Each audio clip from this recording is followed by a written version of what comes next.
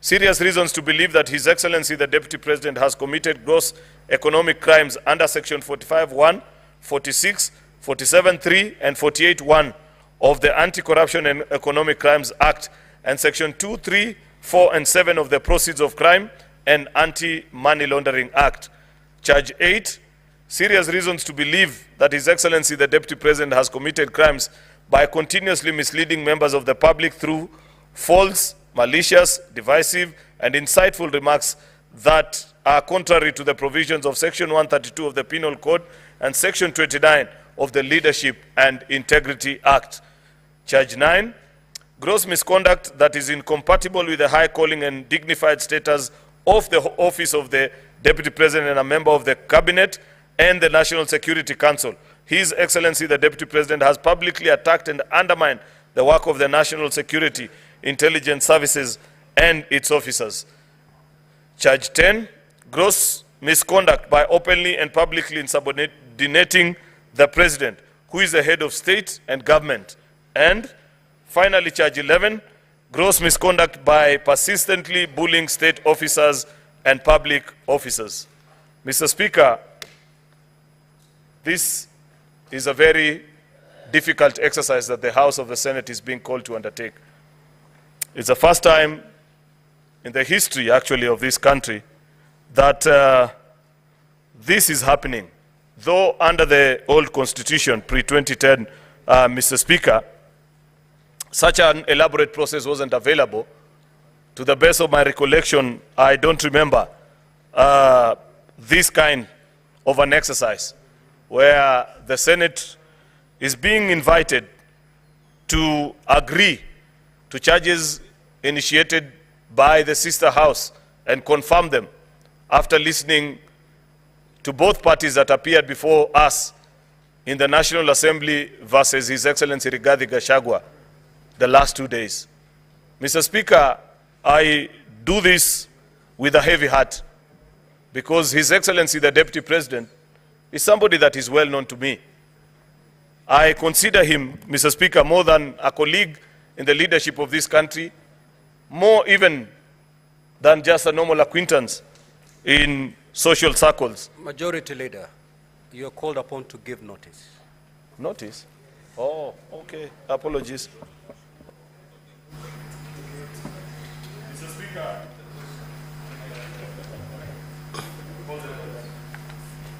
Next order. Order number 5, special motion, proposed removal from office by impeachment of His Excellency Rigathi Gachagua, EGH, the Deputy President of the Republic of Kenya. Senate Majority Leader.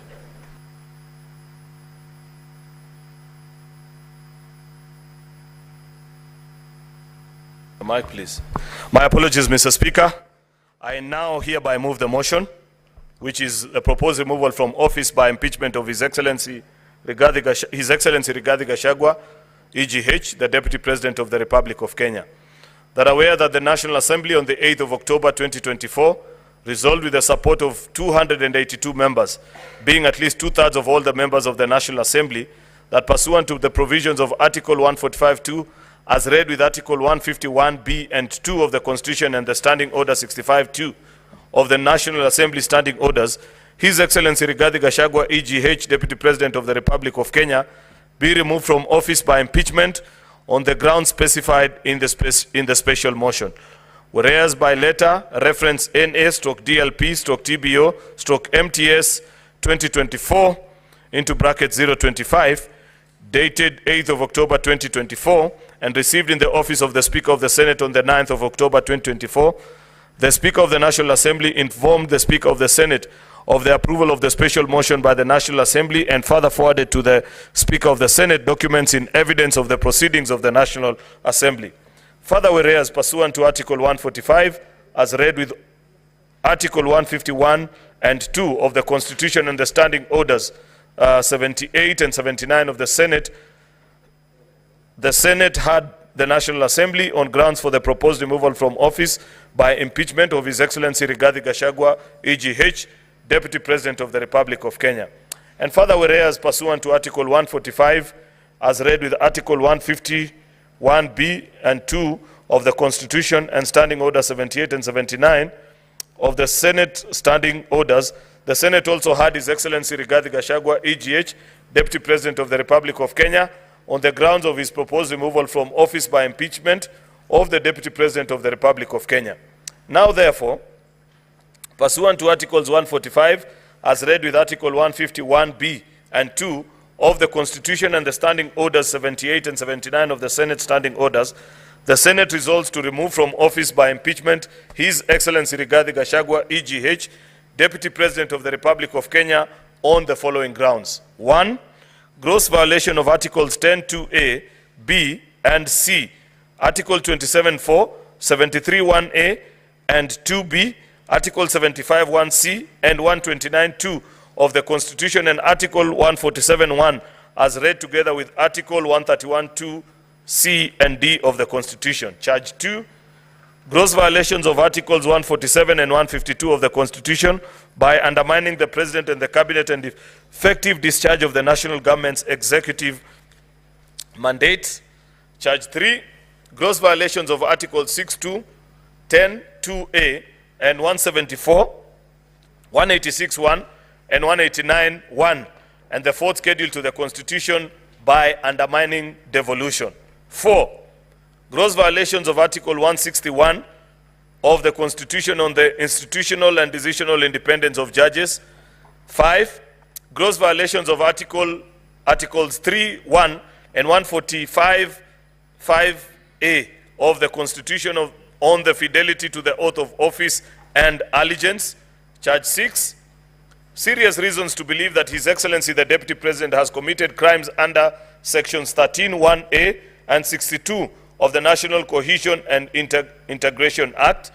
Charge 7, serious reasons to believe that His Excellency the Deputy President has committed gross economic crimes under Sections 45(1), 46, 47(a)(3), and 48(1) of the Anti-Corruption and Economic Crimes Act, and Sections 2, 3, 4, and 7 of the Proceeds of Crime and Anti-Money Laundering Act. Charge 8, serious reasons to believe that His Excellency the Deputy President has committed crimes by continuously misleading members of the public through false, malicious, divisive, and insightful remarks that are contrary to the provisions of Section 132 of the Penal Code and Section 29 of the Leadership and Integrity Act. Charge 9, gross misconduct that is incompatible with the calling and the dignified status of the office of the Deputy President and a member of the Cabinet and the National Security Council. His Excellency the Deputy President that has publicly attacked and undermined the work of the National Security Intelligence Services and its officers. Charge 10, gross misconduct by openly or publicly subordinating the President, who is the head of state and government. 11, gross misconduct by persistently bullying state and public officers. Mr. Speaker, I have observed that this is such a momentous task ahead, and I never imagined a few years ago, Mr. Speaker, that it will be possible after the journey that we have traveled with His Excellency the Deputy President in the political side that I belong to, that hardly 2 years down the line, I will have the difficult task of having to move the impeachment motion against him after listening to this case brought to this House by the National Assembly, in the case titled the National Assembly versus His Excellency Rigathi Gachagua. And the last 2 days, Mr. Speaker, together with other Kenyans, we have watched with lots of bewilderment, hard to believe pronouncements, and difficulty, Mr. Speaker, to believe that here is where we find ourselves as a nation. Despite the many challenges that we have gone through over the years, it was our hope, Mr. Speaker, that public officials would have picked up a lesson or two, especially those that are slightly older than yours truly, and many that are younger than me in this House, Mr. Speaker, and that in their conduct, they will reflect better the skills, demeanor, pronouncements of a leadership, Mr. Speaker, that this country continues to yearn for. Unfortunately, Mr. Speaker, listening to the case that has been brought to us by the National Assembly, I have reason to believe, beyond any doubt in my mind, Mr. Speaker, that they have justified the case that they have brought before us and have been able to ably demonstrate to us and to the country, Mr. Speaker, that there is no other cure by design of our Constitution to the challenges, either political or legal or otherwise, that are being faced, Mr. Speaker, by the workings and the working relationship between the President and his deputy, other than by way of impeachment. And the National Assembly has moved this House, Mr. Speaker, on 11 charges, blow by blow, with citations and examples in broad daylight, Mr. Speaker, showing and mapping, Mr. Speaker, that each charge, how it has been committed, Mr. Speaker, and how it violates either the Constitution or various laws of the Republic of Kenya. And therefore, Mr. Speaker, we are left with very minimal options. I have observed before this House, Mr. Speaker, that the Deputy President is personally known to me. I consider him a friend. I have had the opportunity to interact with him, learn a lot from him, Mr. Speaker, listen to his wise counsel sometimes. But this evening, Mr. Speaker, duty calls. And when duty calls, Mr. Speaker, there is very little that we can do. I am afraid, Mr. Speaker, that as legislators, as servants of the people, we have to listen to what the people are telling us. Mr. Speaker, we must appreciate that in 2010, when Kenyans went to the polls and brought about change via the new constitution, it was a call for us to have a better republic than had been observed previously since 1963. And there are various high ideals, high demands that have been placed in all of us that are in leadership. And I must add quickly, Mr. Speaker, that as you rise in stature from a member of a county assembly to a member of the National Assembly, senator, governor, deputy president, and eventually even as president, Mr. Speaker, that as you ascend in the hierarchy of leadership, the demands by the Constitution are even more. Number one, because you occupy greater public space, you represent more people.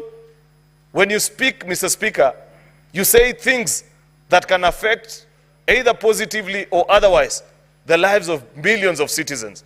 And therefore, Mr. Speaker, listening to the case that has been laid before us since yesterday by the lawyers of the National Assembly, reading through the bunch of documents that have been presented to us, attached with evidence, Mr. Speaker, I can confirm both to this House and to the country that unfortunately this country must make the difficult decision of having to say goodbye to His Excellency, the Deputy President Rigathi Gachagua, because, Mr. Speaker, the reasons that have been listed have consequences by law of what you do when this happens. The National Assembly has demonstrated before us, Mr. Speaker, that on charge 1, that there are various articles of the Constitution, either through his utterances or his actions, Mr. Speaker, that have led other Kenyans to seriously believe and feel lesser Kenyans, Mr. Speaker, something that we thought we had slayed. We thought that we had worked so hard to build a cohesive society where it didn't matter after a political contest, Mr. Speaker, of who eventually wins, that you'd feel comfortable, you'd feel safe, you'd want to do business in any of our 47 counties, Mr. Speaker, and feel at home. Unfortunately, Mr. Speaker, listening to the utterances, reading through the response, Mr. Speaker, and the pleadings by his lawyers, and the pleadings and the admission, Mr. Speaker, by his own affidavit, Mr. Speaker, that either my good friend, the Deputy President, doesn't appreciate the higher calling that the office he occupies demands of him, or he has completely refused, Mr. Speaker, to accept the dictates of our Constitution. And when you get to that law, that place, Mr. Speaker, where there is conflict between man and our Constitution, then man must give way for our Constitution to thrive. That is a demand of a public office. Mr. Speaker, I know this is not an easy exercise. I have agonized and sat there wondering whether there could be other ways we could resolve this issue. And I know for a fact that there have been attempts, Mr. Speaker, not just this time, but previously. I know for a fact, Mr. Speaker, that there have been occasions where either religious leaders, friends, people from business circles, Mr. Speaker, have attempted actually to mediate through some of these conflicts. But unfortunately, Mr. Speaker, instead of getting better, things have gotten worse. What is the essence of this session that we are having? Mr. Speaker, after listening through an impeachment process, the Senate sits as a jury to make a decision whether to find guilty or acquit. But like has been observed many times, and I have reminded this House on all the occasions when I have moved impeachment motions the last few years, Mr. Speaker, is an impeachment is political and legal conjoined together. It's about political accountability. It's about legal consequences of our actions as well, Mr. Speaker. There are political challenges, Mr. Speaker, that must be addressed. There are legal issues that have been raised as well, Mr. Speaker, which I want to believe when my colleague senators get the chance to address this House and convince each other. Perhaps people are watching and wondering, what is it that senators are doing at this hour? I believe that all the 67 of us that are here have had occasion to peruse through the evidence, listen, and this is a chance to share your thoughts about what you think and what is the proposed solution. I'm not sure, Mr. Speaker, whether my colleague senators will find the Deputy President guilty on all the 11 charges, or one, or two, legally speaker, or none. Mr. Speaker, I'm being quickly reminded by my colleague here that is possible. And that is fine, because it is based on what you had, what your mind is convinced about these particular charges that have been drawn, and what you think is best for this country, Mr. Speaker. I don't intend to be long, because I know, Mr. Speaker, we have agreed that we will do this not for a very long time. And I know there's so many of my colleagues that want to speak on this particular issue. But there are about 2 or 3 charges that I want to just focus my thoughts on, Mr. Speaker, and perhaps leave the rest to hear, to be convinced this way or the other by what my colleagues will pick. There is, Mr. Speaker, charge number 8, serious reasons to believe that His Excellency the Deputy President has committed crimes by continuously misleading members of the public through false, malicious, divisive, and insightful remarks that are contrary to the provisions of Section 132 of the Penal Code and Section 29 of the Leadership and Integrity Act. We have institutions that are charged with the responsibility of making sure that we are a cohesive society, Mr. Speaker. By statute, actually, after the 2010 Constitution, we set up the National Cohesion and Integration Commission. And it was our sincere hope, Mr. Speaker, that that commission perhaps will help us, especially we that are leaders, learn better from our utterances and do things, say things that leave the rest of Kenyans feeling that they are proud patriots, that the things that we do make them feel at home in this republic. It's unfortunate, Mr. Speaker, that despite this commission, for example, being funded by taxpayers, I have not seen them live up to the expectation. And perhaps part of the challenges that will emerge even after this impeachment process, Mr. Speaker, is to audit how some of these institutions continue to draw from the exchequer, yet not live up to their mandate. In fact, Mr. Speaker, I saw them issue the other day, I think, a statement saying, oh, if you carry out this impeachment process, it will divide the country. I want to tell that Reverend Kobe, I think his name is chairman, you better resign. I have never seen a public officer that is as disgraced as that gentleman. Why do I say so, Mr. Speaker?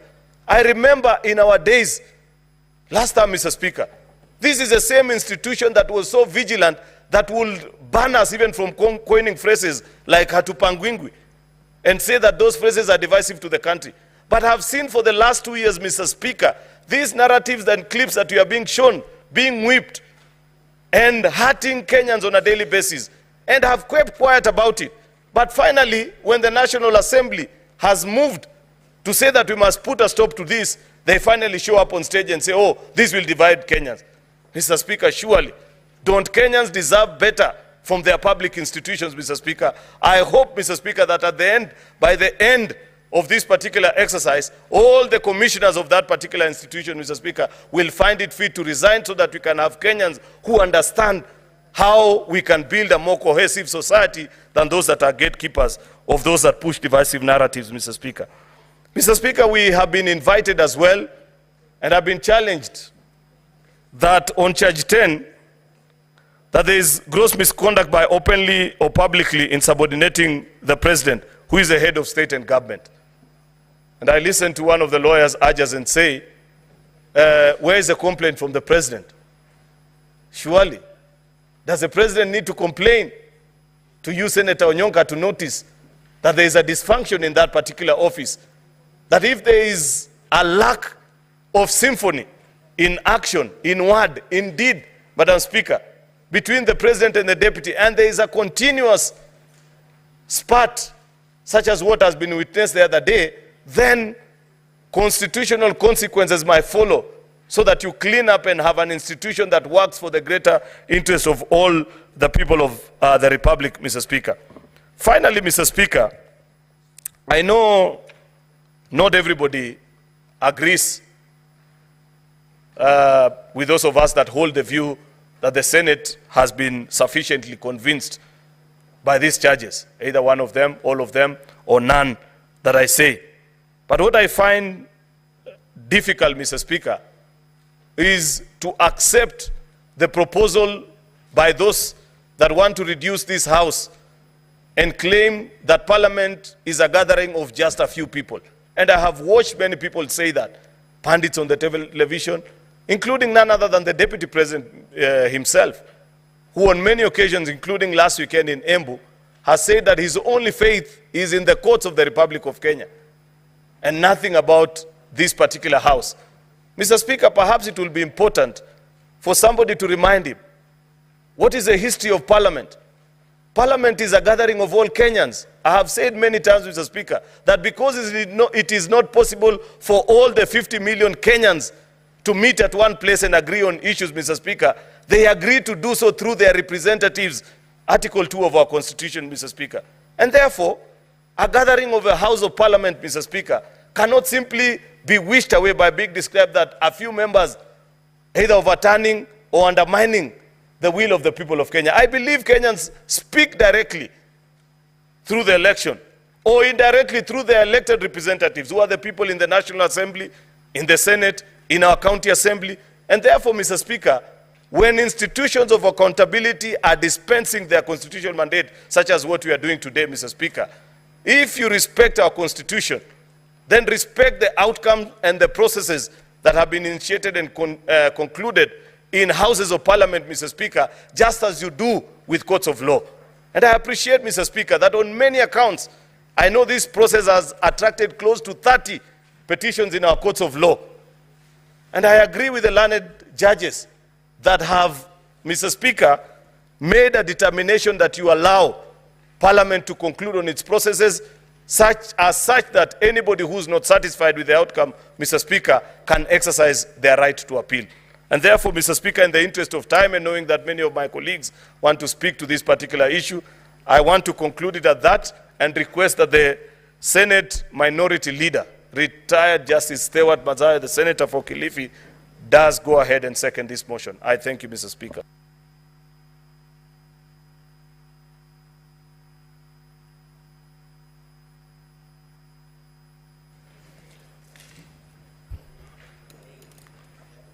Asante Bwana Spika. Bwana Spika, kwanza nataka kuunga mkono hii hoja ambayo inahusikana na ile kesi ambayo iko hapa ya kuweza kumngatua kwenye mamlaka naibu wa rais. Bwana Spika, katika kanuni zetu za kudumu kipengele cha 145 kinasimulia ama kinaongea juu ya vile rais ama naibu wa rais anaweza kuondolewa katika mamlaka. Bwana Spika, kitu cha kwanza ni kwamba katika mashtaka haya yote yaliyoko mbele yetu, ukosefu wa nidhamu au heshima kwa Wakenya. Bwana Spika, ni jambo la kusikitisha kuona ya kwamba mtu kama naibu wa rais anaweza kusema Kenya ni kampuni, na kwamba Kenya pia vile vile iko na zile wanaita nafikiri zabuni amani shares, na kwamba ikiwa wewe hukuweza kufanya kitendo kama hicho alichokuwa wakitaka wao cha kupiga kura, basi wewe utangojea sana ili uweze kupata maendeleo. Bwana Spika, tukiangalia zaidi tunaona ya kwamba mtu akiwa naibu wa rais, yeye anakuwa kiungo muhimu sana cha kuweza kuunganisha taifa. Sasa wewe ukiwa kama naibu wa rais na umechaguliwa, kazi yako wewe waliokupigia kura, ambao hawakukupigia kura, wewe maendeleo ni lazima yafike kwenye mashinani ya kote nchini. Na wewe ni ndugu, ni baba, ni babu, ni mzee wa nchi hii. Kila mahali unapokwenda unatakana kuheshimika katika nchi yetu. Lakini jambo la kusikitisha ni kwamba, na sio mara moja, sio mara mbili, pengine ambapo pengine ulimi uliteleza, lakini ilikuwa ni kila siku mahali popote anapokwenda katika hii miaka miwili ambayo tumekuwa nayo katika uongozi wa Kenya Kwanza. Yeye akiwa kama naibu wa rais amekuwa anahubiri, hata amekwenda maeneo ya ndugu yangu, na mimi namjua huyu ni Mkenya kabisa, ndugu yangu Cherargei, akatamka tena maneno kama hayo mwisho. Na sisi tunasema kwamba maneno ya kuweza kutenganisha Wakenya ama kuwapatia kwamba sisi tumepata, kwa hiyo kule wale wengine watabaki. Nchi ya Kenya ni nchi moja, na kama kulipa ushuru, kila mtu analipa ushuru. Pia sisi kama watu tunaotoka pande za pwani, pande za Kisumu, pande za Western, pande za kila mahali katika Kenya, watu wote wanalipa ushuru. Kwa hiyo nafikiri kwa maoni yangu ni jambo la kusikitisha kuona ya kwamba naibu wa rais anaweza kutamka vile aliweza kutamka ya kwamba Kenya ni kampuni na lazima uwe na zabuni ya kutosha ili uweze kupata maendeleo. Bwana Spika, vile vile mimi nitaongea kwa upande ule ninaotoka wa Kilifi, mahali panaitwa Vipingo, mahali ambapo yeye ana hoteli ya familia. Manake hoteli ilikuwa ya ndugu yake, lakini hatimaye yeye akaweza kuichukua ile hoteli. Sitaenda kwa upande ule wa mwingine wa kwamba pengine ilikuwa ya nani, lakini ilikuwa ya hiyo familia. Kitu cha kusikitisha ni kimoja tu. Katika maendeleo yale ambayo tunahitaji sana ndani ya Kilifi ni barabara. Na mojawapo ambao sisi tulikuwa tunalalamika zaidi upande ule ni kwamba barabara iligeuzwa na ikatoka barabara ya kutoka Mombasa mpaka Malindi, katikati kageuzwa na ikaenda ndani mpaka kwa hoteli ile inaitwa Vipingo Resort Limited or something like that, ikaenda mpaka kule. Hiyo ni mali ambayo ingekuwa ilifaidisha zaidi watu wa Kilifi, hususan kwenye wakulima na wafanya biashara na wananchi kama kawaida kupata maendeleo ya kuona barabara hizo, lakini yeye akaigeuza na ikaenda kwake. Mimi mwenyewe nilipata nafasi ya kwenda huko, Bwana Spika. Bwana Spika, utaona kwamba barabara inahepa Mikanju, inahepa mpaka Miembe ikienda kwenye hiyo hoteli. ambapo sio jinsia ya vile barabara huwa zinatengenezwa. Bwana Spika, hapo tukaona kwamba ni kiukaji wa nidhamu. Bwana Spika, vile vile ningependa kusema kwamba si sote ni watu ambao tunaamini kwamba kunaye Mungu, na ukimkosea Mungu yeye mwenyewe huwa anajua kuna wakati fulani atakuja kukuadhibu.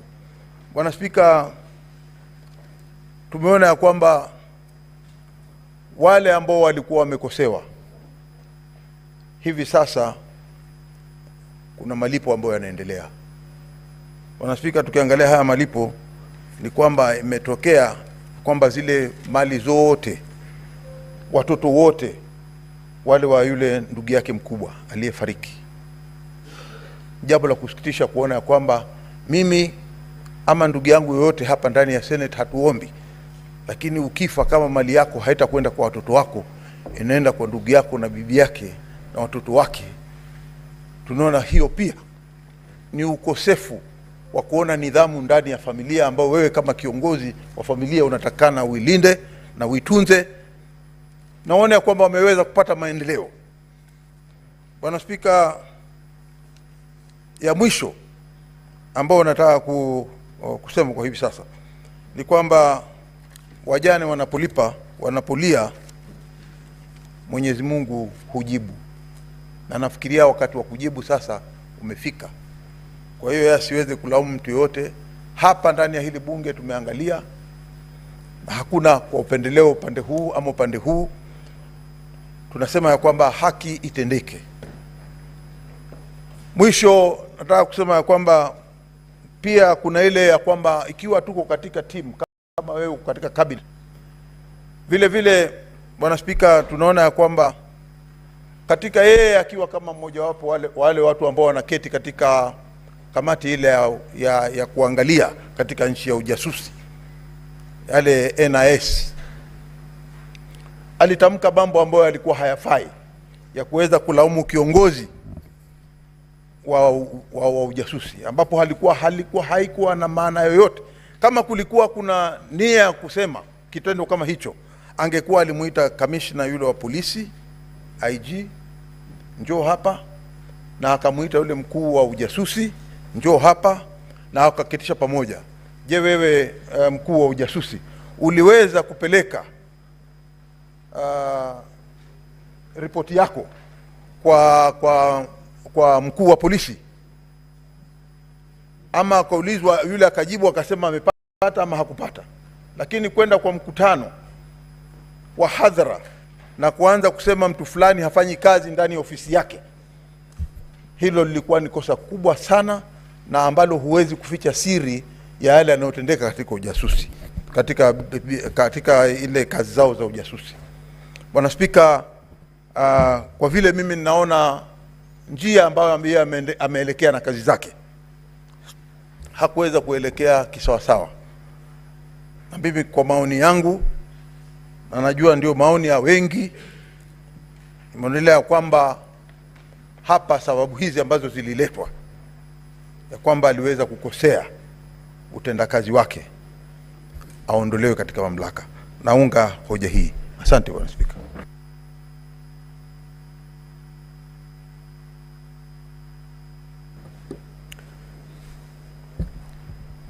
Honorable Senators, I now propose the question. That are aware that the National Assembly on the 8th of October 2024 resolved with the support of 282 members, being at least 2/3 of all members of the National Assembly, that pursuant to the provisions of Article 145(2), as read with Article 151(b) and 2 of the Constitution, and Standing Order 65(2) of the National Assembly Standing Orders, His Excellency Rigathi Gachagua, EGH, Deputy President of the Republic of Kenya, be removed from office by impeachment on the grounds specified in the special motion. Whereas by a letter reference NA/DLP/TBO/MTS/2024 into brackets 25, dated the 8th of October 2024, and received in the office of the Speaker of the Senate on the 9th of October 2024, and the Speaker of the National Assembly inform the Speaker of the Senate of the approval of the special motion by the National Assembly, and further forwarded to the Speaker of the Senate documents in evidence of the proceedings of the National Assembly.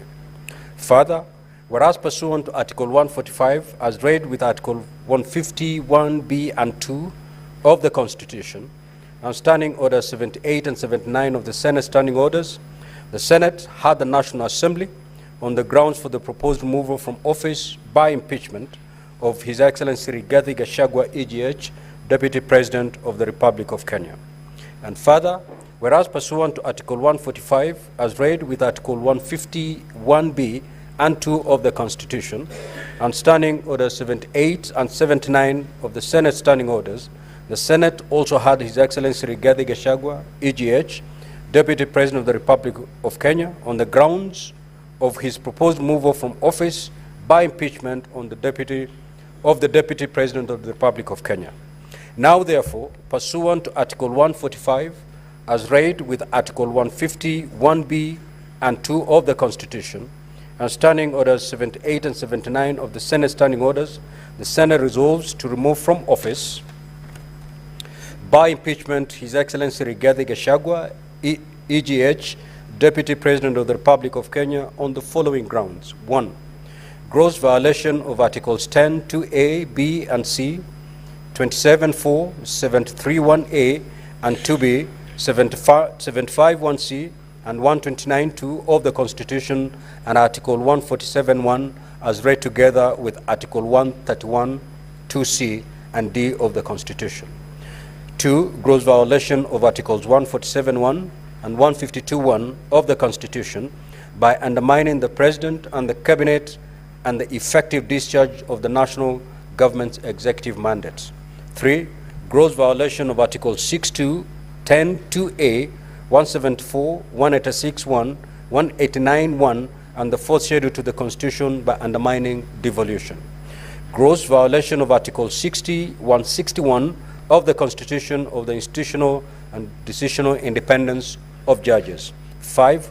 Gross violation of Articles 3.1 and 148.5A of the Constitution on the fidelity to the oath of office and allegiance. Number 6. Serious reasons to believe that His Excellency the Deputy President has committed crimes under Sections 13.1A and 62 of the National Cohesion and Integration Act. Number 7. Serious reason to believe that His Excellency the Deputy President has committed gross economic crimes under Section 45.1, 46, 47A, 3, and 48.1 of the Anti-Corruption and Economic Crimes Act, and Sections 2, 3, 4, and 7 of the Proceeds of Crime and Anti-Money Laundering Act. Number 8, serious reason to believe that His Excellency the Deputy President has committed crimes by continuously misleading members of the public through false, malicious, divisive, and insightful remarks that are contrary to the provisions of Section 132 of the Penal Code and Section 29 of the Leadership and Integrity Act. Number 9, gross misconduct that is incompatible with the high calling and dignified status of the office of the Deputy President and a member of the Cabinet and the National Security Council. His Excellency the Deputy President has publicly attacked and undermined the work of the National Security Intelligence Service and its officers. Number 10, gross misconduct by openly or publicly insubordinating the President, who is the head of state and government. And number 11, gross misconduct by persistently bullying state and public officers. Now, honorable senators, the floor is open to debate. The Honorable Senator for Nandi, Senator Samson Cheranke. As we have already agreed, you have a maximum of 5 minutes. You need not take the maximum 5 minutes. Thank you, Mr. Speaker. I want to say from the onset, this is very momentous. This is the true test of Constitution 2010, because in history we are used to impeaching governors, not the Deputy President, Mr. Speaker, sir. On this process that has ongoing, Mr. Speaker, although as I begin, I want to wish my brother and friend, Rigathi Gachagua a quick recovery after that unfortunate incident. Mr. Speaker, the process largely has gone on well until the adherence of Article 50, Mr. Speaker, where we have not succeeded in giving fair hearing to the to Deputy President, Mr. Speaker. The reading of Article 145, and I want to bring to the attention, 4, does not specify the timeline on which the Deputy President removal can be listened. It is only by the special committee that it provides for 10 days. So, Mr. Speaker, that was very unfortunate, Mr. Speaker, in the principle that justice should not only be done, but to be seen to be done, Mr. Speaker. Many Kenyans are asking questions, Mr. Speaker, what really happened? Number 3, Mr. Speaker, in observation, we didn't even allow state officers, a full-time governor, Mr. Speaker, to participate. This matter was decided in Constitutional Petition 204 of 2019, where state officers were barred by Justice Eric Ogola, Mr. Speaker. When you look at the issues, Mr. Speaker, because of limitation of time, on various grounds, like, for example, on the grounds for renovation of the office of the Deputy President, the funds were appropriated by the National Assembly. Yet the same National Assembly is accusing the Deputy President, who is not even an accountant. The accountant is different person, Mr. Speaker. Or even on the KEMSA issue on the bully, in the grounds that they have been set, Mr. Speaker, they are saying that the Deputy President bullied KEMSA, Mr. Speaker, but there is no proof that that tender was awarded to the specified companies that were provided, Mr. Speaker. On even the aspect of devolution, the chairperson of intergovernmental IBEC is the Deputy President of the Republic of Kenya, Mr. Speaker. It is unfortunate that we are coming to circumvent the same law and accuse the Deputy President of undermining devolution, Mr. Speaker. Even on Kambini Vipingo road, Mr. Speaker, no one adduced the evidence that this road is either public or private, Mr. Speaker. Mr. Speaker, on the aspect, even on unexplained wealth, Mr. Speaker, you saw the mover did not give us a wealth declaration form from EACC to show us unexplained wealth of Deputy President, 5.2 billion, Mr. Speaker. So, Mr. Speaker, the grounds that have been adduced before the House stands on the quicksand, Mr. Speaker. And if you realize, on the 11 grounds, the mover was on a fishing expedition, Mr. Speaker. And therefore, I don't know, because they say, Mr. Speaker, even when you read, I know impeachment proceedings either political, because it is impeachable, because they are neither high crimes, criminal, but based on the test of probabilities, Mr. Speaker. Mr. Speaker, and therefore, even when you look at many other aspects, Mr. Speaker, I want to challenge members, even as we go and vote, Mr. Speaker. If you see, as Francis Mboga, the play that was written in 1976, Mr. Speaker, they say, Mr. Speaker, if the madness of the nation disturbs a solitary mind, Mr. Speaker, it is not enough to say that man is mad, Mr. Speaker. Where we are at crossroads as a country, Mr. Speaker, whatever the outcome today, this country must move on, Mr. Speaker. We must proceed, Mr. Speaker. I know after today, the decision that we'll make today is not about the Deputy President. It's about the justice to Deputy President, justice to the people of Kenya, justice to each and every Kenyan who voted for the Deputy President, Mr. Speaker. And I want to finish by reading the book of Zechariah, chapter 8, verse 16, Mr. Speaker. I am preaching today, Mr. Speaker. And may it get to the souls, Mr. Speaker. Amen. Zechariah, Mr. Speaker, 8, verse 16. And even Glenn Washington, Mr. Speaker, and Morgan Heritage in Reggae, they say a man is not guilty until it is accused of being. Mr. Speaker, in Zechariah 8, verse 16, these are things that you are to do. Speak truth to each other and render true and sound judgment in courts. Senate, my colleagues, by the time you cast your vote, think about it. It is not about Rigathi. It is not about anybody else. It's about the Republic of Kenya, our children, our nation, Mr. Speaker. I finish by saying...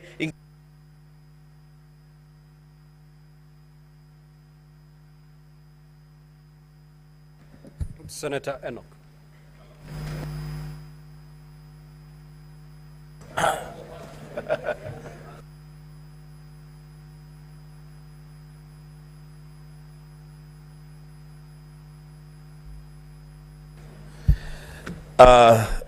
Thank you, Mr. Speaker. Mr. Speaker,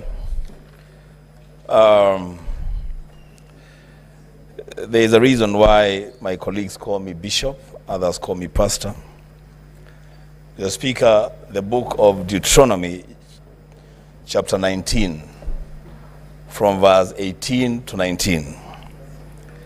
It says that the judges shall inquire diligently, and if the witness is a false witness and has accused his brother falsely, then you, the judges, shall do to him as he had meant to do to his brother. So you shall purge the evil from your midst. Mr. Speaker, I did not know that I would be a senator in Kenya at such a time as this, being called upon to judge between the National Assembly and the Deputy President of the Republic of Kenya through a motion brought here by one Honorable Mwengi Mutuse. But Mr. Speaker, here we are, and where duty calls, I will answer the call with courage and guided by a deep desire for that which is good for our nation. Mr. Speaker, I would have expected that the crumbling relationships within the Kenya Kwanza administration would perhaps have been handled within their PG or their NEC and resolved there. But because they have chosen this path, Mr. Speaker, they have made their bed, they must lie on it. Mr. Speaker, the mover of the impeachment motion must have a very dim view of the Senate of the Republic of Kenya. He comes to us with innuendos, falsehoods, sensational statements, and dropping of numbers without a shred of evidence. So, Speaker, he begins his own illustration by saying sometimes in 2023. He goes on, the Speaker, to speak about at another forum in September 2024. Mr. Speaker, we are debating an impeachment motion of the Deputy President of the Republic of Kenya. The least that these judges would have expected, the least that this country would have expected, is due diligence on the mover of the motion. Getting every event and every date right, in fact, going down to the minute, to the second. This is a serious issue, Mr. Speaker. But Mr. Speaker, because of time, I will say two things. One,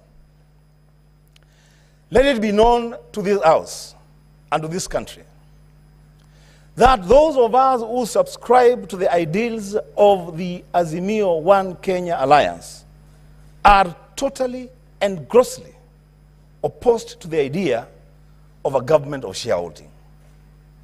We don't subscribe to that idea.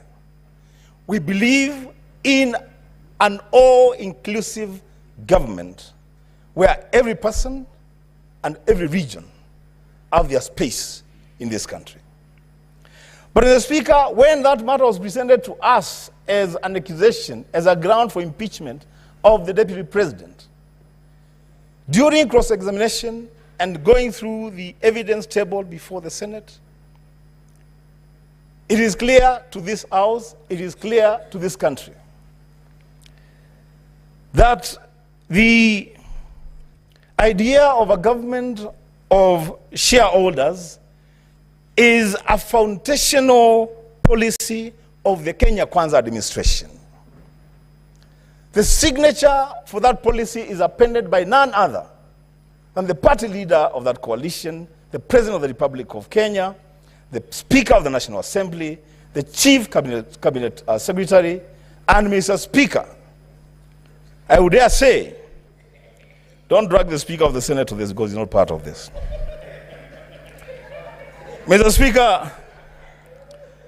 Speaker, you cannot punish the Deputy President, the principal assistant to the President, for undertaking the role of being the assistant to the president. He is just expounding on a policy that his boss has signed and made public.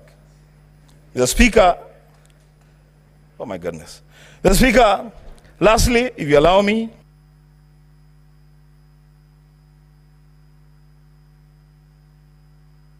Senator Metho.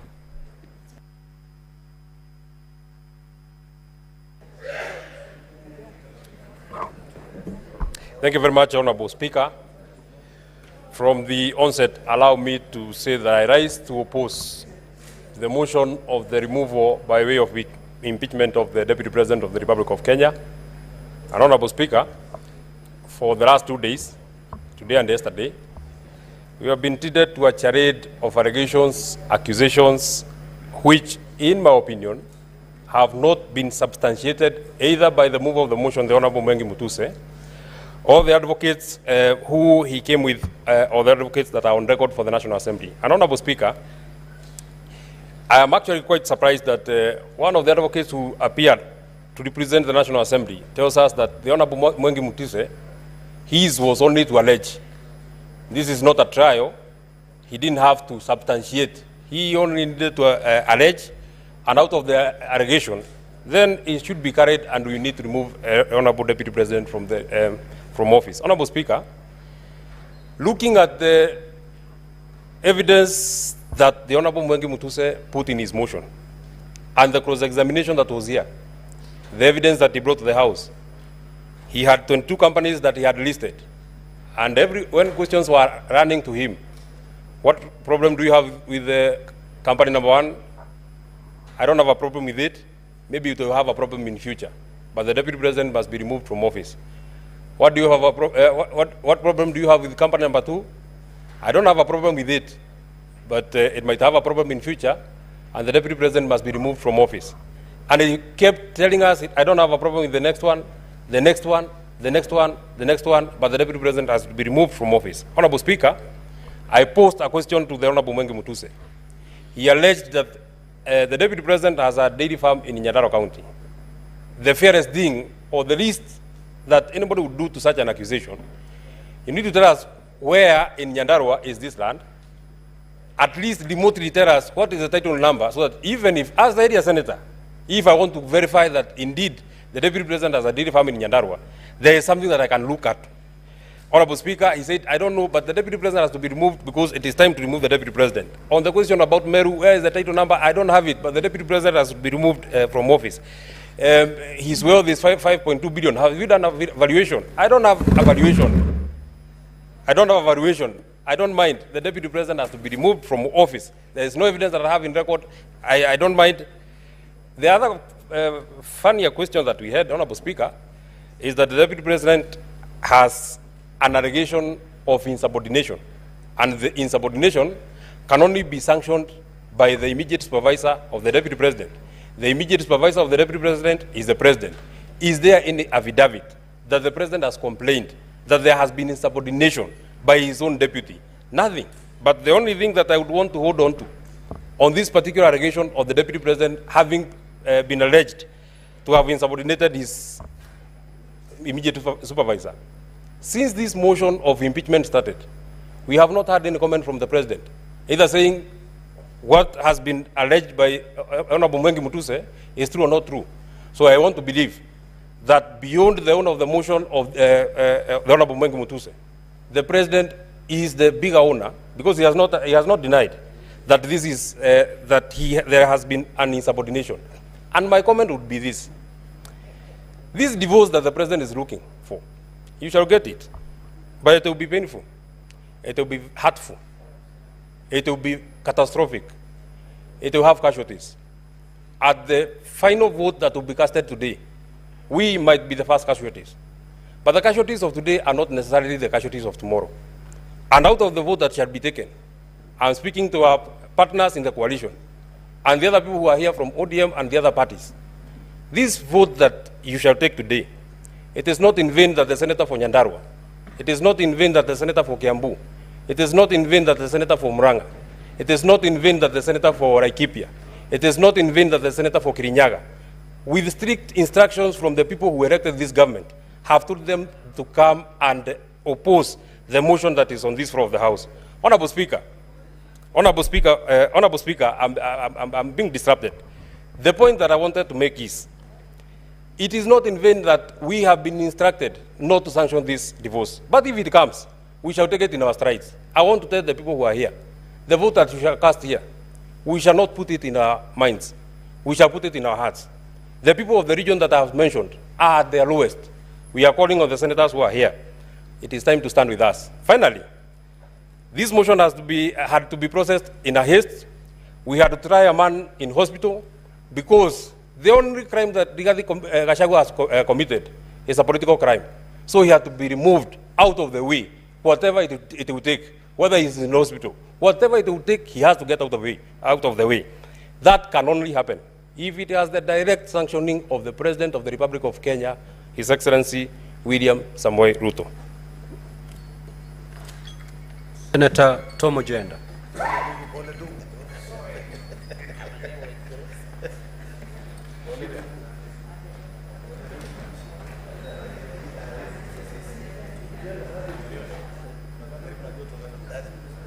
Honorable Speaker, it is with a heavy heart that I stand in Senate today to comment on the motion and the 11 charges that have been proffered against the Deputy President, His Excellency Rigathi Gachagua.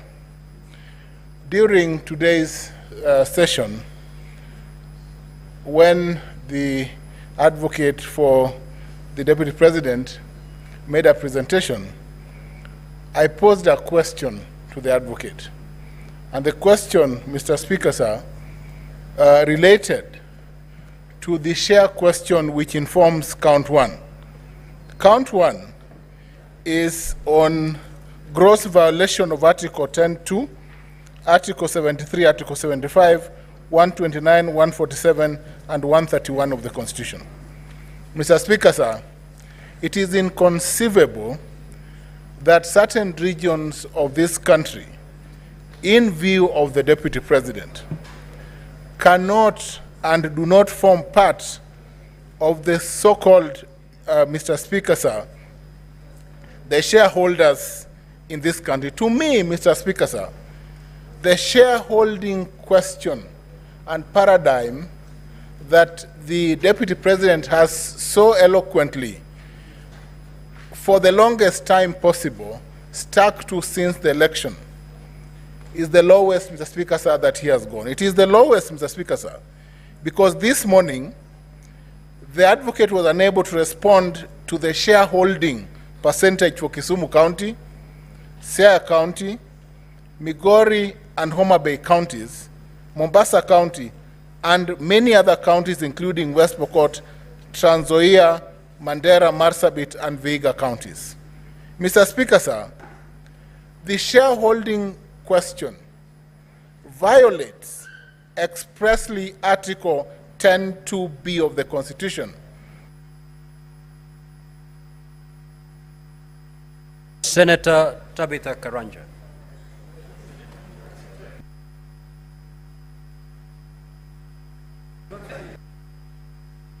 You have 2 more minutes.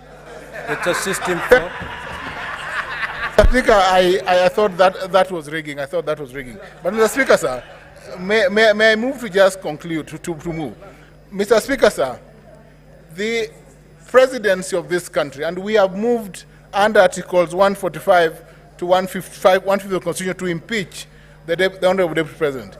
The embodiment of the role of the President at Article 131 of the Constitution, Mr. Speaker, sir, the President is the embodiment of this country. He represents this country, and therefore, Mr. Speaker, sir, any coalition agreements of any nature must crumble in the face of Article 131 upon election. The President and his deputy, who is his assistant, must, Mr. Speaker, sir, embrace the principles of inclusivity and Article 10 and be the face and represent all the people of this country. Submissions made by counsels for the National Assembly, to the effect, Mr. Speaker, sir, that any instrument, be it a political agreement deposited with the registrar, Mr. Speaker, sir, that violates this principle of necessity, Mr. Speaker, sir, are unconstitutional.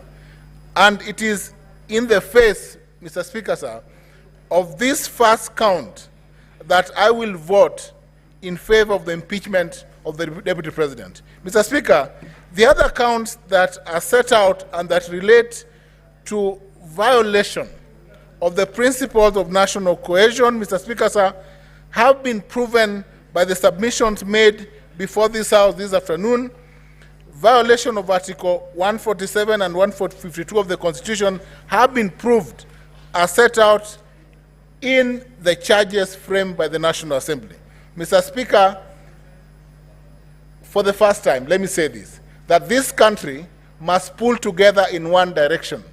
And that direction, if the President, Mr. Speaker, sir, and the Deputy cannot work together, then the interests of this nation cannot be safeguarded by allowing the Deputy President to continue being in office if his ideals are clearly in contravention or oppose the ideals that are held by the President of this country. We must support His Excellency President Ruto to run this country in a coordinated manner that Mr. Speaker, sir, brings together all the citizens of this country in a manner that coalesces all the 45.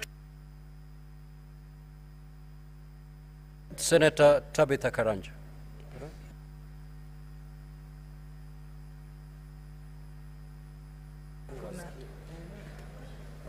Thank you, Mr. Speaker, sir, for also giving me this opportunity. And I want to take this opportunity and convey my pole to the Deputy President, and we wish him a quick recovery. The impeachment process is always very tedious and very tiring. Going through what His Excellency, the Deputy President, has gone through is not anything that you'd wish your relative or yourself to go through. So we tell him pole, and we wish him a quick recovery. Would have wished if he was here, at least when the senators are talking, he can represent himself. But unfortunately, the procedure must go on because we are time-bound. In this leadership, we must make decisions for the people of Kenya. As myself, Tabitha Karanja, the Senator of Nakuru County, I pray to God to give me wisdom to make the right decision for my people. I represent a county that is a home for 42 tribes. Nakuru represents Kenya. Meaning, I must make the right decision to ensure that there is peace in our county. But I want my Nakuru people to trust me, Nakuru people, the people I represent, that I will make the right decision for them. When you look at the economic front, we all know the people who lead the economy of this country. Let's say the manufacturing, the hotels, insurances, the finance institutions. Unfortunately, I also come from that world. I came from the business world. The people driving this economy, all what they want is to ensure that there's stability in this country. So that there's a stability that can guarantee conducive environment for them to do business.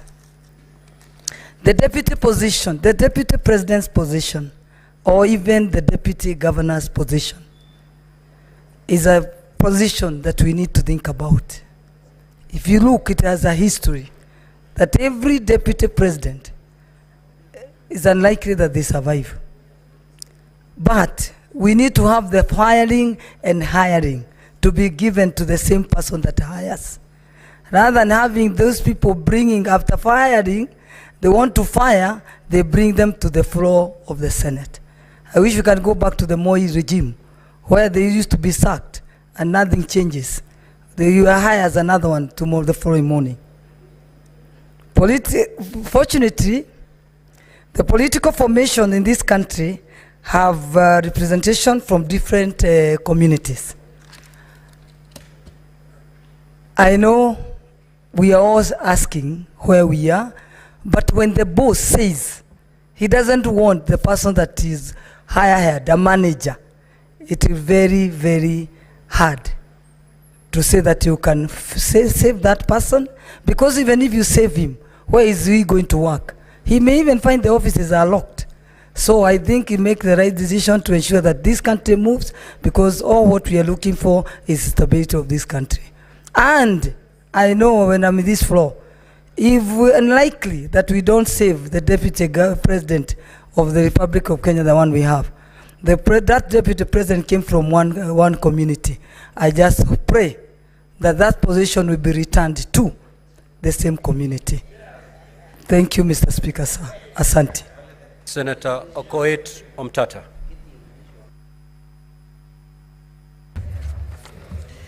Thank you, Mr. Speaker. I stand here not to defend a good man. It's not important whether His Excellency the DP is a good man or a bad man. I stand here to defend the oath of office that I took to defend the Constitution of Kenya. And that includes giving the devil his due.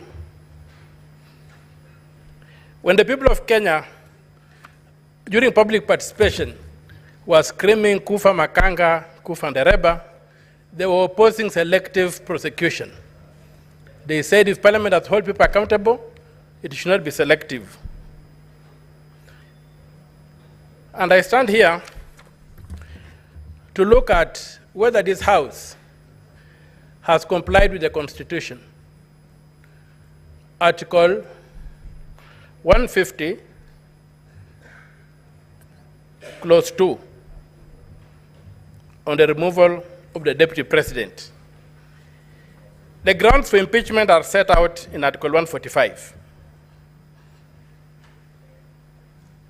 And the pursuant to Article 145, it is purely a political process, but bound by law, especially Article 25, Clause C, which requires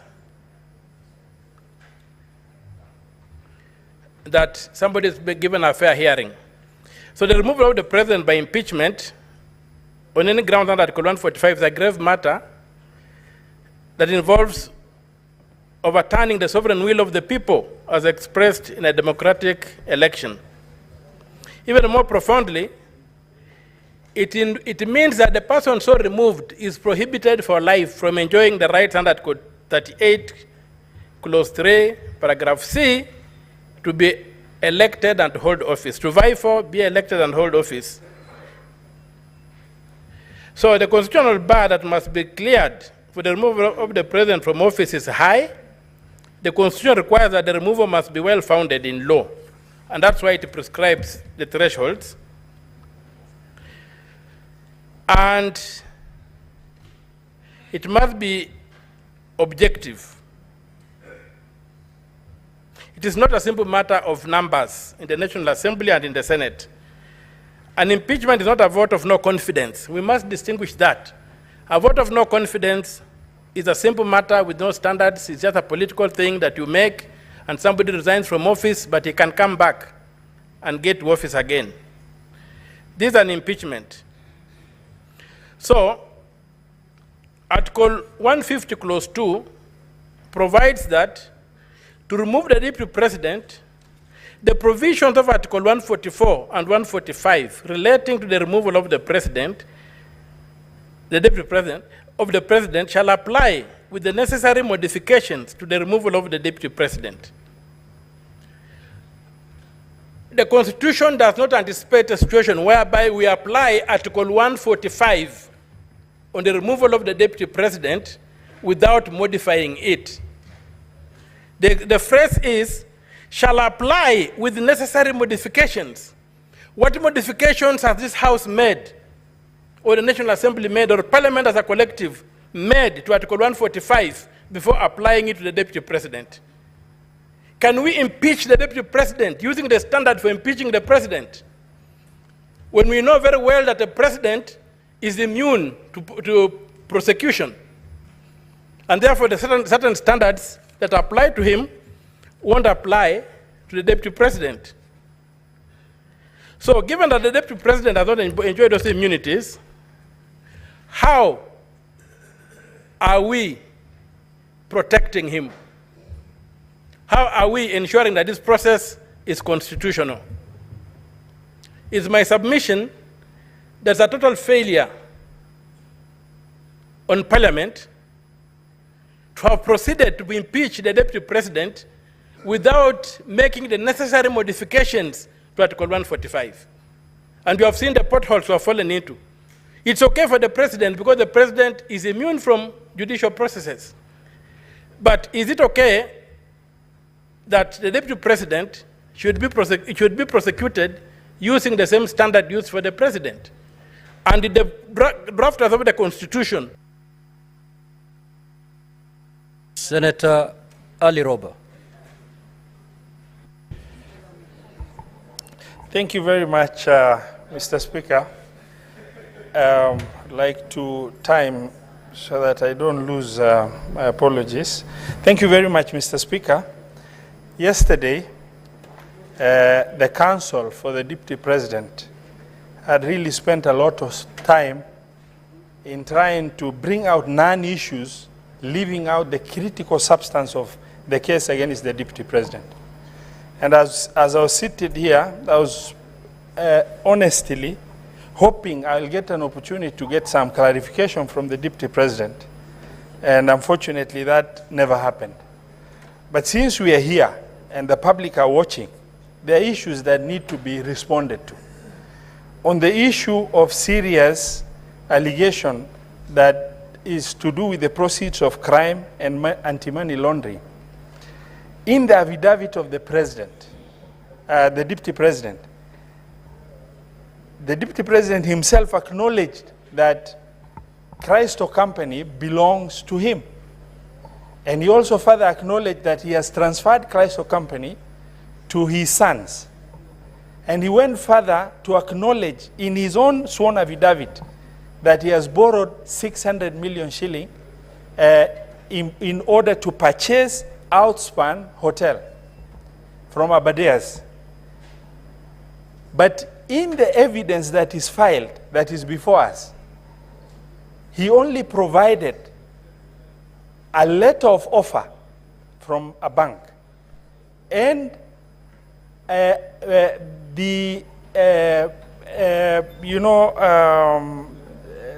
resolution of the company. But he failed to provide, and all of us understand the loan process and how tedious it is. The Deputy President failed, and if you are accused and you are threatened to be removed from the office of the Deputy President, I believe that the least that was expected of the Deputy President and his legal team is to, get with clarity a closed loop by providing the evidence that is required. For example, there is no provision in that in the evidence and that is filed before us of what happened after an offer was made. Normally it is followed by an agreement, a loan agreement.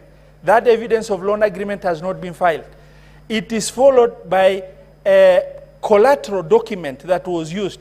And, the need to get the collateral document through the legal perfection in terms of valuation report of that asset itself. He has not provided the charge document that indicates that that loan has been charged. In the evidence that is filed, he has not provided evidence of the fact that there is money credited to Christo account. And he has not further provided evidence of money leaving Christo account to go to Abadeas for acquisition of Outspan.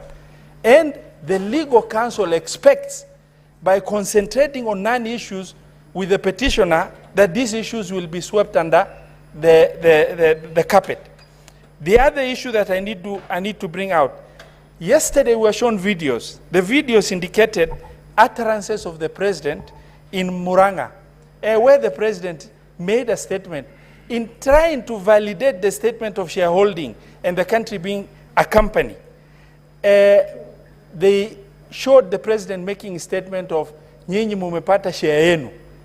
But that was a statement of inclusivity in context, as opposed to the deputy president's statement everywhere he has gone, that is, assertive utterance of exclusivity within the population in this republic.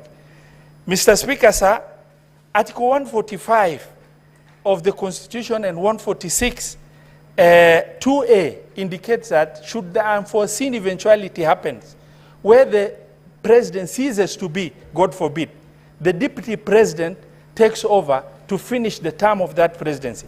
The question I kept on asking myself, can this deputy president, can I really call this deputy president my president in the context of this division that has been ongoing?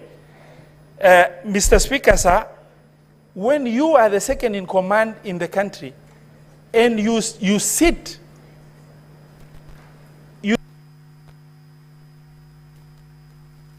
Senator Karungo. Senator Karungo. No, I want to speak from the floor.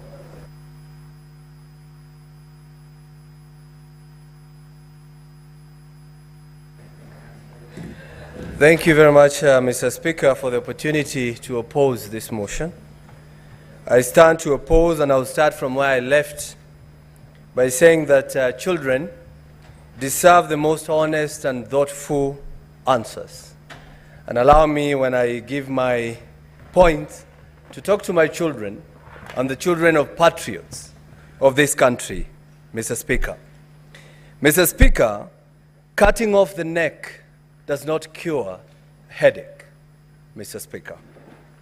Mr. Speaker, it is one thing to condemn a healthy person and another to condemn someone who is sick or bedridden. Today we were told the Deputy President fell ill and he requested for time for us to give him an opportunity so that we can hear him. But that opportunity was not granted because we're in a hurry, and yes, I think we are. I don't know to where. Mr. Speaker, this is an impeachment in absentia. And I believe, Mr. Speaker, without contradiction, that probably it is a flawed process, Mr. Speaker. And for some reason or at some point, I was not able even to know who we are impeaching. Is it the Deputy President or the Governor of Siaya, Mr. Speaker? Why am I saying that? Because our standing orders, Standing Order 81 and Standing Order 80, says when a governor should appear before us. And we saw a governor standing there, Mr. Speaker. So sometimes I was asking myself, maybe the governor impeached himself by just appearing to us, Mr. Speaker. And I want to tell you, Mr. Speaker, when you listen to Mr. Mutuse, the main witness, when we ask him questions, he was saying this is just a prima facie, prima facie, prima facie. I'm not a lawyer. I Googled, and it says, prima facie says on first sight. So we are impeaching the Deputy President on allegation of at first sight. Mr. Speaker, we don't even love at first sight nowadays. But we have made the process of impeaching a Deputy President so easy than kicking out a nagging boyfriend or a nagging girlfriend. So I stand here from Kiambu saying that, Mr. Speaker, I'm not going to impeach the Deputy President because listening to the accusation here, they are not enough. They do not meet the threshold of removing somebody from the office. You ask Mutuse here, you had it. Mr. Mutuse, tell us. He says, I was not in an investigation journey. Mr. Mutuse, I just imagined. Mr. Mutuse, I don't know. Mr. Mutuse, I believe. Mr. Mutuse, Senate, believe me. Even if you don't believe me in one occasion or in one ground, just take the one that you love, Mr. Speaker. Mr. Speaker, it's sad that my brother, a person from my area or my region, the deputy president of this country, is being impeached. And I want to talk to the majority leader, person I really respect, and also the senator for Bomet, Mr. Sigei. When we help to save a brother, remember us when we ask you to save our brother, Mr. Speaker. Mr. Speaker, as I conclude on this issue, Mr. Speaker, he who assesses the integrity of others must exemplify an even higher standard of integrity on himself. I want to ask you members, please, as I go down to write your names or the sins on the ground, and I'm not calling myself Jesus, ask yourself, would you be the first one to throw the stone on the deputy president? And Mr. Speaker, I am going to leave this by saying I'm going to vote on all 11 counts. No, no, no, no, no. I'm going to vote no. And I'm going to leave you with one quote I've read from a member of parliament from Gatondo North, who has said, Mr. Speaker, and I read, the dog is not sick, it's just afraid, facing its last 2 hours of power forever, Mr. Speaker. Those are the MPs who kicked out the deputy president. They are now calling him a dog. Maybe even this motion, Mr. Speaker, was brought by some people who are suffering from mental issues, Mr. Speaker. I'm going to say that because how do you call a deputy president is a dog and he's not sick and he's only waiting to get out of power for 2 hours? I ask you, brothers, please do not play along the galleries. Respect the deputy president, respect the people of Murima, and I leave you with Exodus 19, verse 12, Mr. Speaker. We were told if you touch a widow, you die. It says if you touch the mountain, you die. I vote no. Senator Sifuna. Senator Edwin Sifuna. Honorable Speaker, let me join you and the others who have sent their sympathies to His Excellency Rigathi Gachagua. We wish him a quick recovery so that he can come back. Honorable Speaker, I think it is a very unfair accusation that we are impeaching somebody whilst in hospital. It has been said here, Honorable Speaker, that nobody can predict when you can be taken ill. It can happen to any one of us. And therefore, we did not plan that the Deputy President would not be here to also be able to present his case. And as Senator Roba has said, many people were in fact waiting to also get some clarifications from some of the pronouncements that have come from the Deputy President. Honorable Speaker, I want to also thank the parties that have taken time to appear before us, the case by the National Assembly, and of course the very able representation of the Deputy President. Honorable Speaker, it is clear that the case by the National Assembly is not perfect. But I have agonized over some of the issues that have been raised by the National Assembly. And Honorable Speaker, allow me to begin with ground one, where the Deputy President is accused of violation of Articles 27(4), which, Honorable Speaker, makes it unconstitutional for you to discriminate on, among other grounds, Honorable Speaker, on the grounds of belief. Secondly, Honorable Speaker, there is also an express provision under Article 73 on the same and Article 33(3)(d) that specifically deals with speech, Honorable Speaker, that constitutes advocacy for hatred on the basis of discrimination. Honorable Speaker, yesterday when I put this question to the legal team of the Deputy President, I was expecting a proper explanation, but of course, you also that they chose to throw snide remarks. Senator Gataya and Senator Tabitha. Please pause my time. When Senator Tabitha, you're speaking, pause my time. Senators give you a pin drop silence. The same must be extended to the Senator for Nairobi City. Sit down, Senator Mofire. Proceed. So, Honorable Chair, Honorable Speaker, yesterday when I put this question seeking clarification to the defense team, they chose instead to make snide remarks about appointments that have been made recently of members of my party, ODM. Honorable Speaker, I have agonized about some of the things that the Deputy President has said. In fact, in my entire time as an elected leader, I've met the Deputy President only once and this is the second occasion when he was in the House. And both of them, honestly, were very sad events. The first one was a funeral, and these proceedings can also be likened to a political death if the House decides to impeach him. But, Honorable Speaker, on that occasion, I did tell him to his face my position on some of the utterances that have come from him, that in fact, I strongly objected to those pronouncements. His legal team sought to hide behind these coalition agreements. I have agonized over what to do with an agreement, Honorable Speaker, that ousts the mandate of constitutional bodies. For instance, Honorable Speaker, you are told that in the agreement, positions that essentially are supposed to be available to all Kenyans through advertisement by the Public Service Commission, like permanent secretaries, have already been dished out. So what am I supposed to do with a contract that ousts the mandate of the PSC, a constitutional body?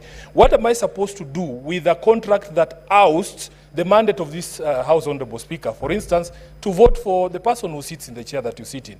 And if memory serves me right, Honorable Speaker, members who are not signatories to the coalition agreement of Kenya Kwanza, in fact, participated in voting for you to become the Speaker. And many of them were members of my political party, ODM, although, of course, I was not one of them. Honorable Speaker, there is a position in law about what to do with illegal and unconscionable contracts. I feel that the Deputy President wasted an opportunity to give clarification on his pronouncements that, Honorable Speaker, he chooses to hide behind a contract that I consider unconstitutional is something that I have agonized over.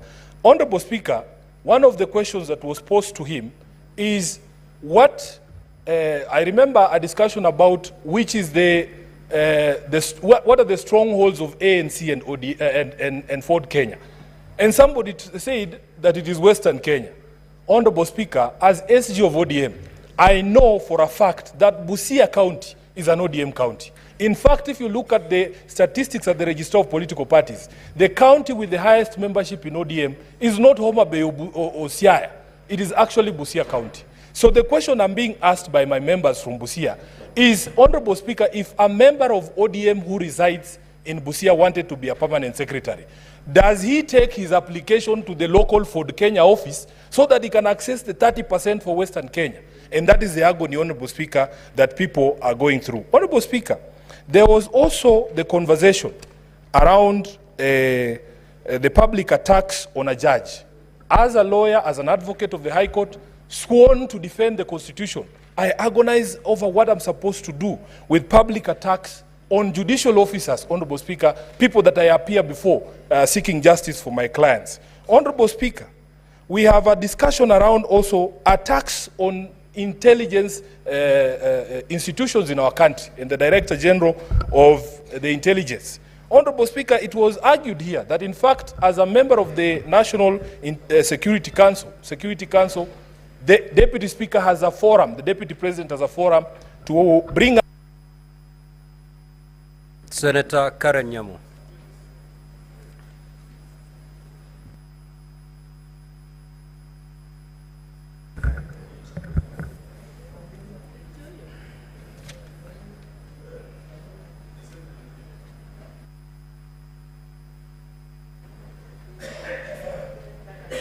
Thank you, Mr. Speaker. I can assure you, Mr. Speaker, none of us is enjoying these proceedings of an impeachment motion against the Deputy President, and particularly those of us from the government side, the Kenya Kwanza coalition. And for obvious reasons, Mr. Speaker, because he has been our leader, we have been in the trenches with him, fighting for this government. And so it has come to this, and I can assure you we are not particularly very excited about it. I personally have interacted with him on numerous occasions. If you look in the internet, Mr. Speaker, you will see photos of me dancing with the Deputy President, Mr. Speaker. I have followed these proceedings very keenly. All the 11 counts, one that the gross violations of the Constitution, Article 10(2), the one that talks about the conduct of public officials, including the Deputy President.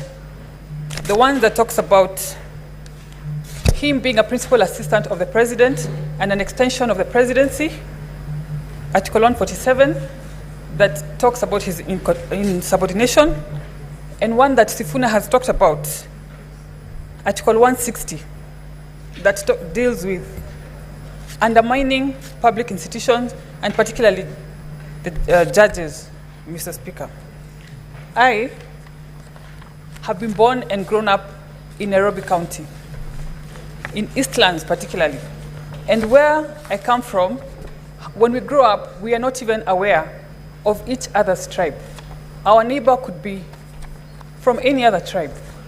And so when I hear the Deputy President talking and allocating shares to citizens, I am aware that he's excluding more than half the population of Nairobians from service delivery, the same people that me and Sifuna are always here fighting for, every day, for allocations and for services, Mr. Speaker. And as if that was not enough, he was in the CBD the other day, addressing Nairobians in the Kikuyu language, assuming that all Marikiti traders are Kikuyus. Mr. Speaker, nothing can be further from the truth. And sowing seeds of tribalism in Nairobi is very, very dangerous.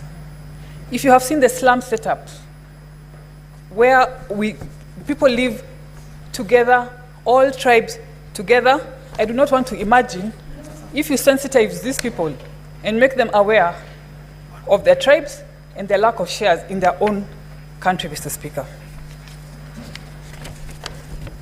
And finally, in future, I want to call upon presidential candidates to make it a very critical attribute of their running mates, to have political maturity and to have a national outlook, Mr. Speaker. Because to some extent, we want to put some blame on the president, because we are wondering what he looked at when he picked his running mates. Thank you, Mr. Speaker. Senator Kajwang.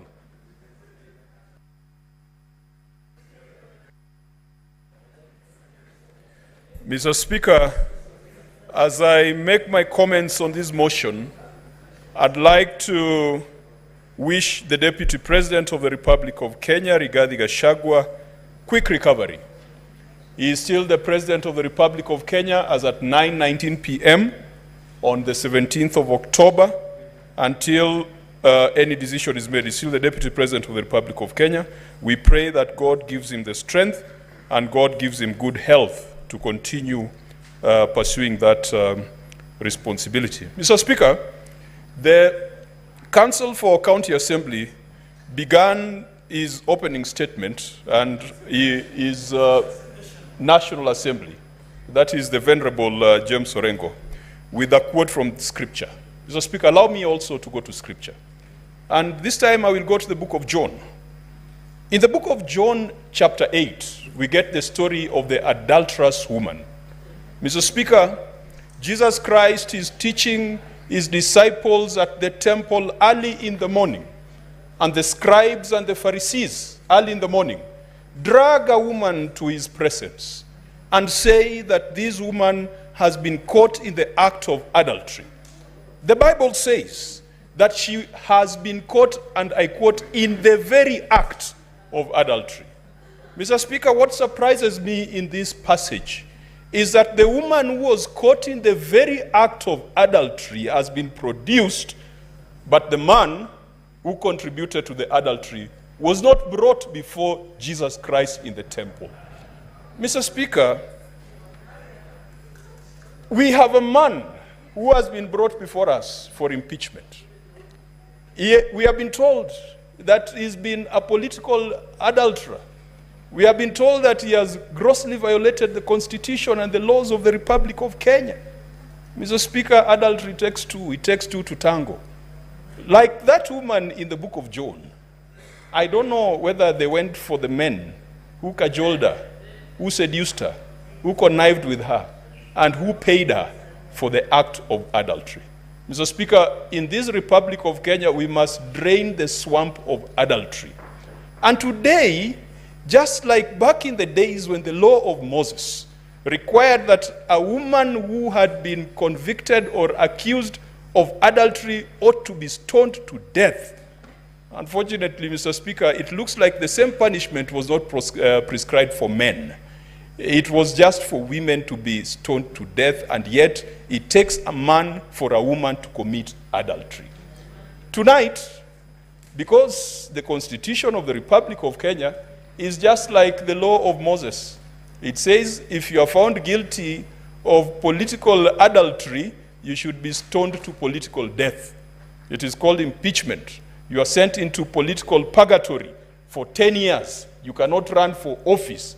Mr. Speaker, we must deal with the law as is. The law as is requires us that the woman or the man accused of adultery must be stoned to death in this chamber. That is the law as it is. But Mr. Speaker, we must make sure that we bring those other men and women who commit and who encourage people to go into adultery so that they also face the same sentence and they also face the same judgment.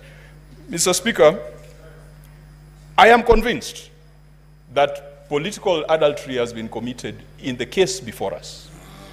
There has been a conversation about a dubious shareholding structure of the Republic of Kenya. If the Republic of Kenya was a corporation, as we have been told, or if it was a political party, then we would have 56 million equal shareholders from Moyale to Vanga, from Nyatike to Nyandiwa, from Bumala to Malaba. Mr. Speaker, it cannot be restricted to a geographical entity called a mountain. Mr. Speaker, I am convinced that political adultery has been committed in the intimidation and threats to judicial officers. I am convinced that political adultery has been committed in public attacks on our intelligence service. Mr. Speaker, where I come from, if you find your father naked, you don't proclaim his nakedness, you cover him. And we cannot then proclaim the nakedness of our intelligence service. Mr. Speaker, I am convinced that the Deputy Speaker has committed political adultery. Sorry, the Deputy President has committed... I am sorry, Deputy Speaker, has committed political adultery. And Mr. Speaker, for... Your time is up. Your time is up, Senator Murango.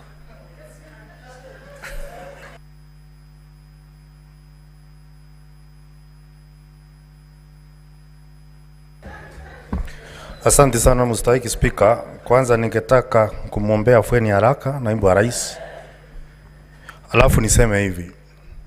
Mstahiki Spika, fisi anapotaka kula mtoto mwanawe husema kwamba ananuka kama mbuzi.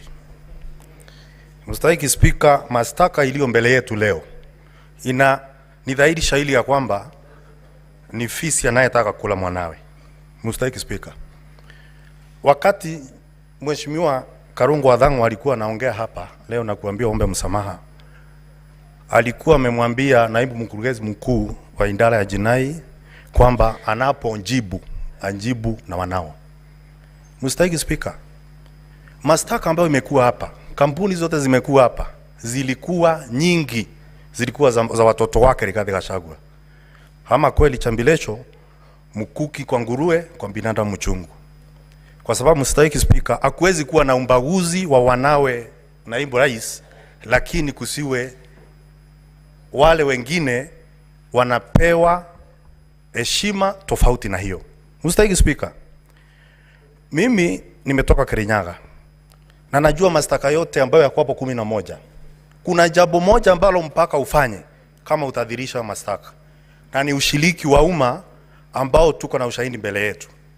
Mstahiki Spika, katika ushiriki wa umma ambao tuko na mbele yetu, isipokuwa picha za maofisi za CDF, alafu na takwimu ambazo zimetoka katika bunge la kitaifa, ambalo wale wote ambao walikuwa wametia sahihi kumondoa naibu ya rais ndio walioongoza katika ushiriki wa umma. Mstahiki Spika, ningeuliza itakuwaje, itawezekanaje mtu ambaye ametia sahihi kumondoa naibu wa rais halafu anaongoza katika ushiriki wa umma?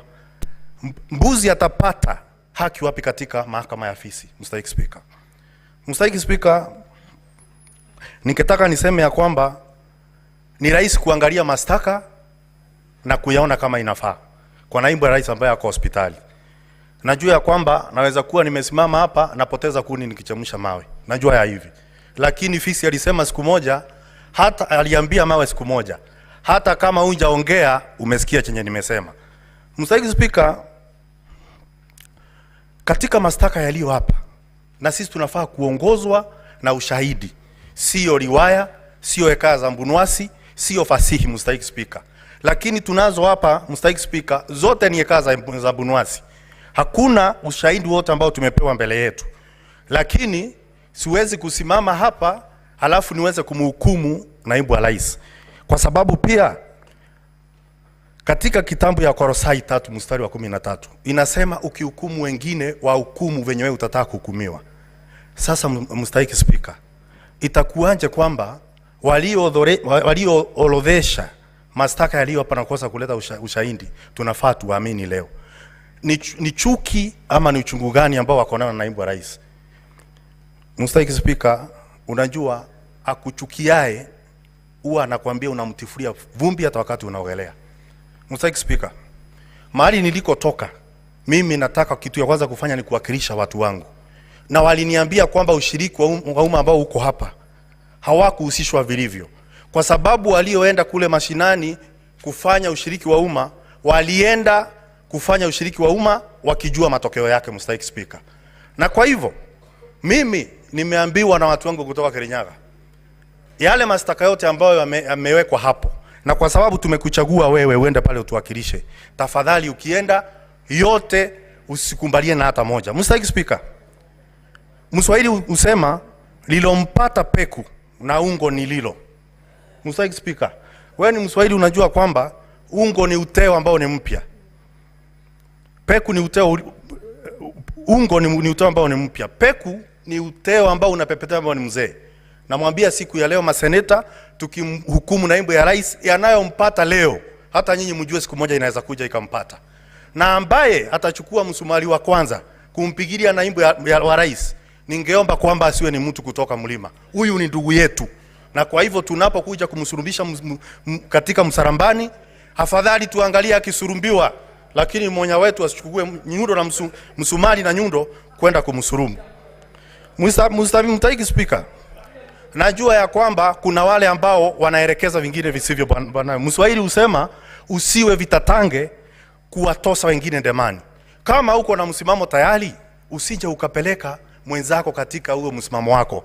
Tunafaa kuzingatia ushahidi, tunafaa kuangalia kwa haki, kama maombi yetu ambayo tuko nayo katika seneti kwamba tutaangalia kila kitu kwa haki na uaminifu. Asante sana Mstahiki Spika.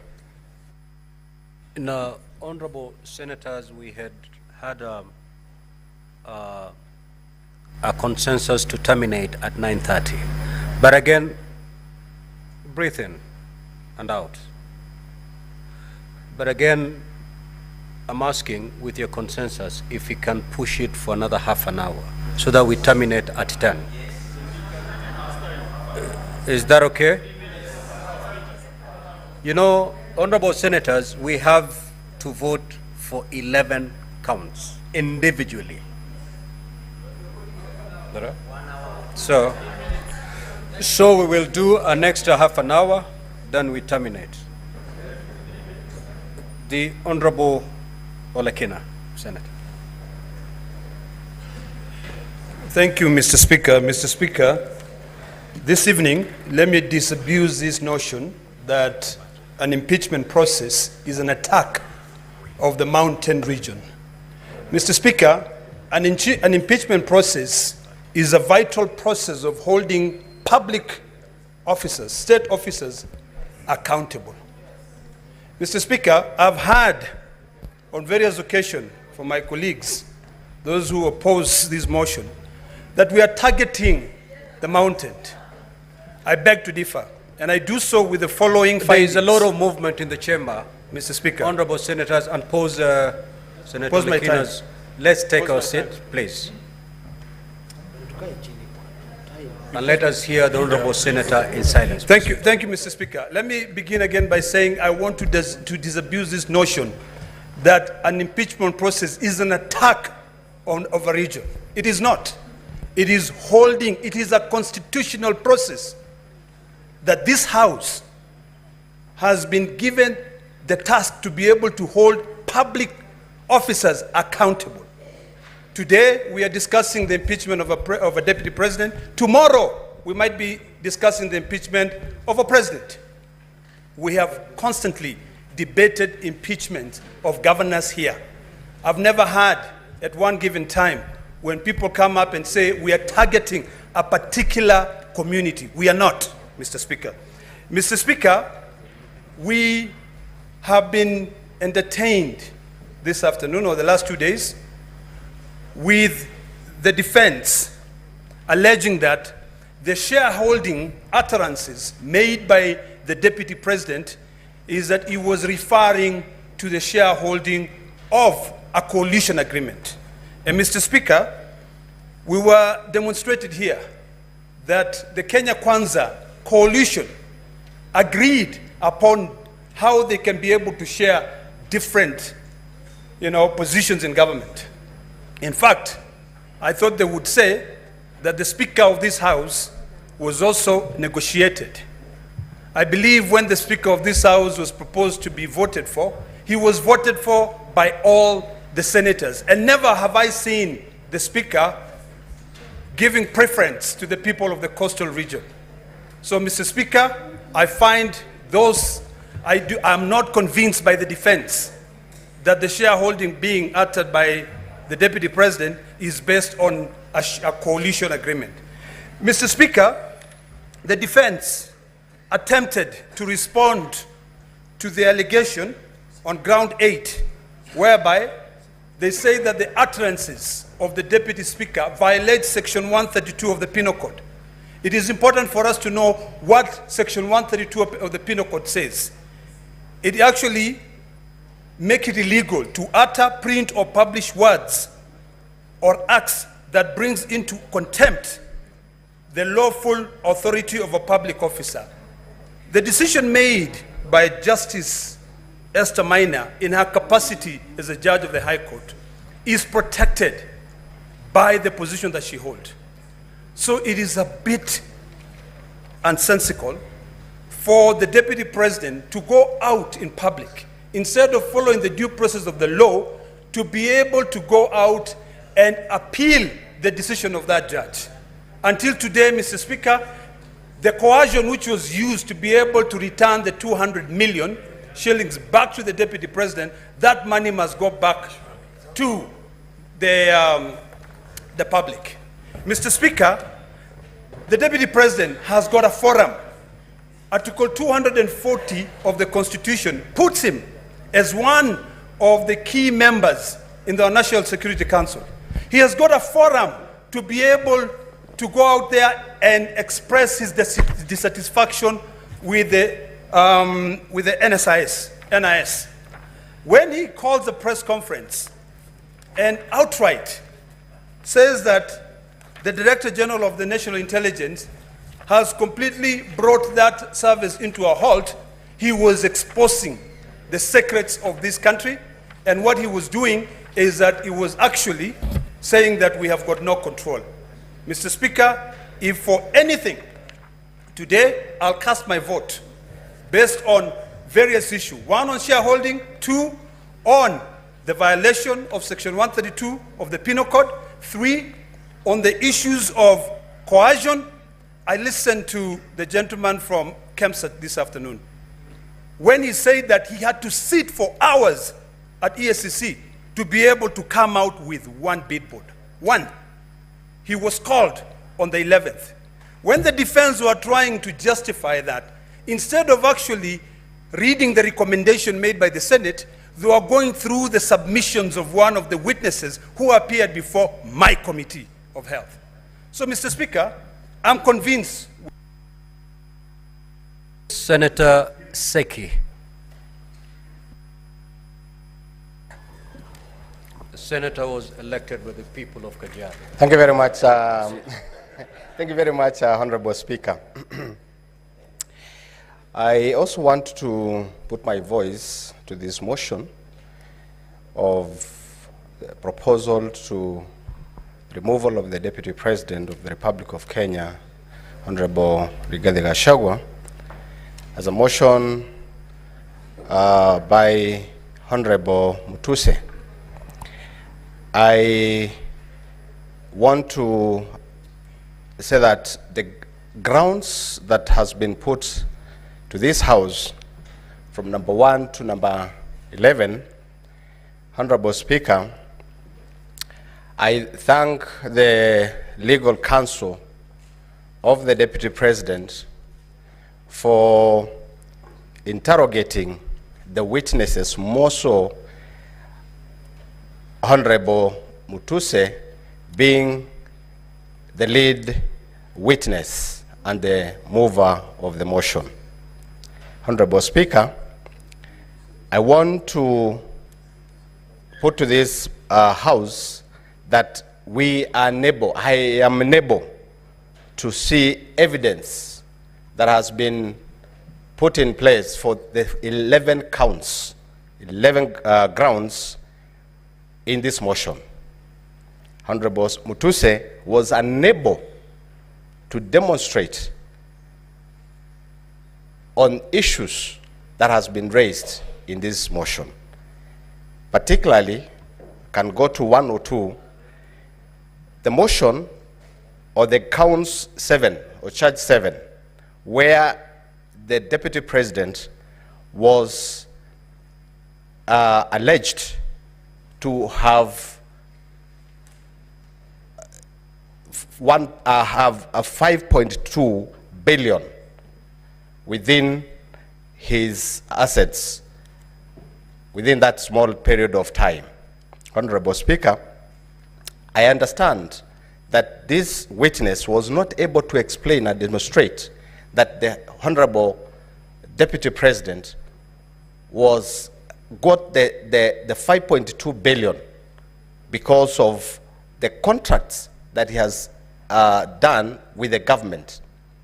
He wasn't able to demonstrate that this money, 5.2 billion, was received or was the Deputy President received because of this, from this company, from another company, or this other company.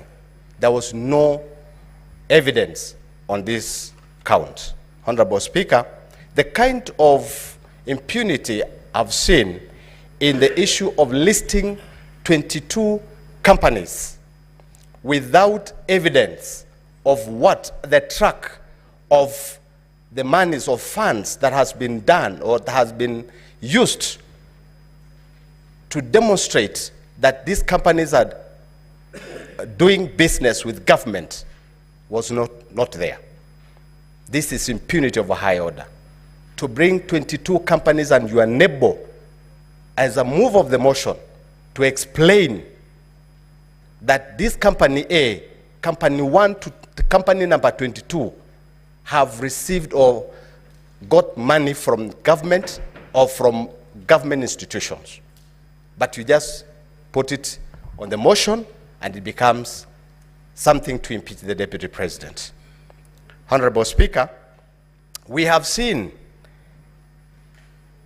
where the Deputy President is alleged to have conspired with a company, Agro-Brick Investment Limited, where the control of State House, as an accounting officer of the State House, signed the contract,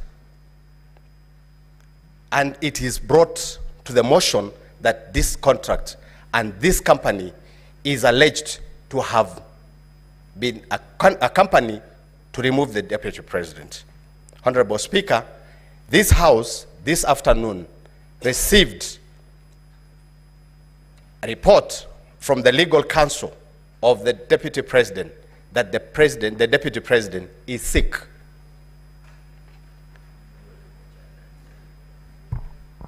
Now, we are ready. Senator Faki.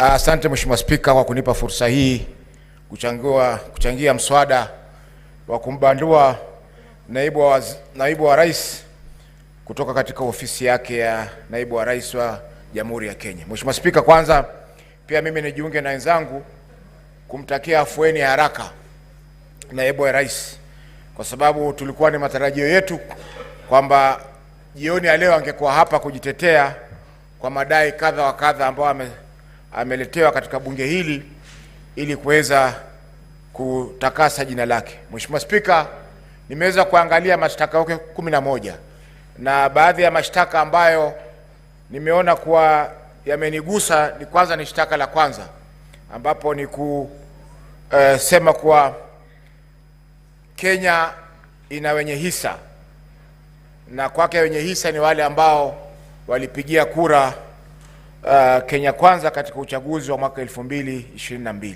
Mheshimiwa Spika, hiyo imebagua makabila zaidi ya 47 katika nchi yetu, na sisi ambao tutoka pwani, ambao kutoka mwanzo pwani ilikuwa si koloni ya Kenya, ilitupa mshtuko mkubwa kwa sababu tuliona kwamba tunazidi kutengwa katika mamlaka ya Jamhuri yetu ya Kenya.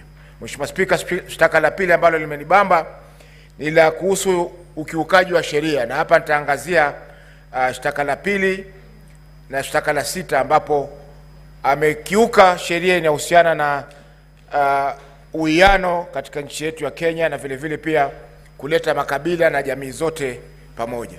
Mheshimiwa Spika, la tatu ni ukosefu wa nidhamu, swala la ukosefu wa nidhamu katika kumshambulia hadharani mkurugenzi wa shirika la ujasusi nchini mwetu. Mheshimiwa Spika, hili litokea mnamo tarehe 26 mwezi wa 6 mwaka huu ambapo naibu wa rais alikuwa Mombasa na akatoa taarifa ambazo zilihujumu usalama wa taifa, ambapo yeye kama naibu wa rais alikuwa na fursa ya kuweza kuzungumzia mambo haya katika serikali na vile vile pia hatua za kurekebisha zikachukuliwa.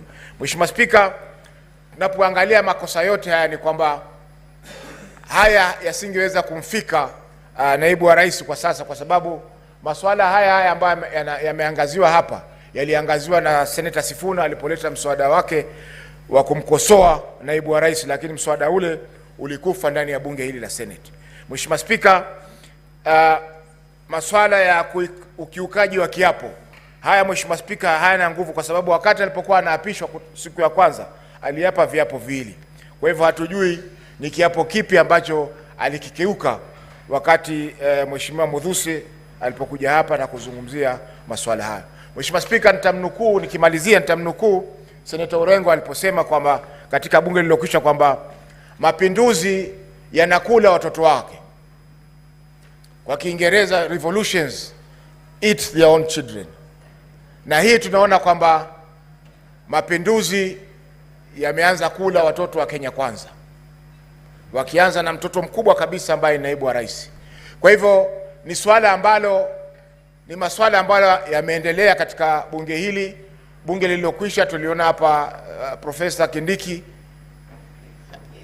aliteta sana hapa, lakini vile vile mapinduzi yakamla. Kwa hivyo ni kwamba lazima tujenge siasa katika nchi yetu ambazo zitakuwa ni siasa za kusonga mbele. Tukichaguliwa kama viongozi, tuzungumze masuala ya kitaifa. Tusizungumze masuala ya vijijini mwetu, wakati sisi matarajio ya Kenya wote ni kwamba tunazungumzia masuala ya kitaifa. Kwa hiyo Mheshimiwa Spika, napongeza pia bunge hili la Senate kwa kuonesha ukakamavu na vile vile pia umahiri mkubwa wakati tumeweza kusikiza kesi ya naibu wa rais. Labda kwa siku za usoni tutapata pia fursa ya kusikiza kesi ya rais wa Jamhuri ya Kenya katika bunge hili letu. Asante Mheshimiwa Spika kwa kunipa fursa hii. Senator Oroba.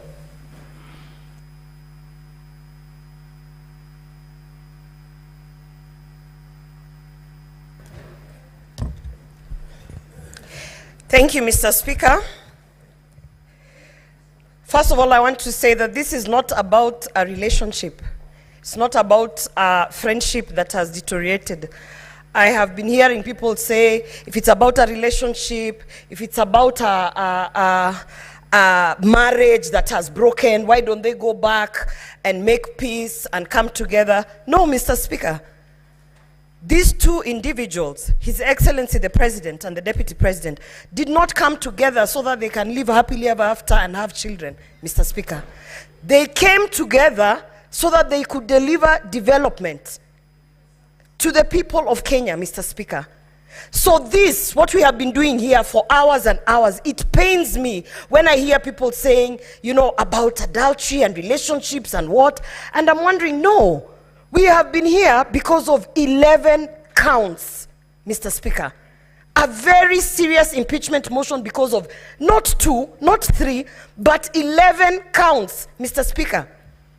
In my condition, I have had to sit here and go through all 11 counts to understand which one actually has been substantiated and which one holds water. So no, this is not about a relationship.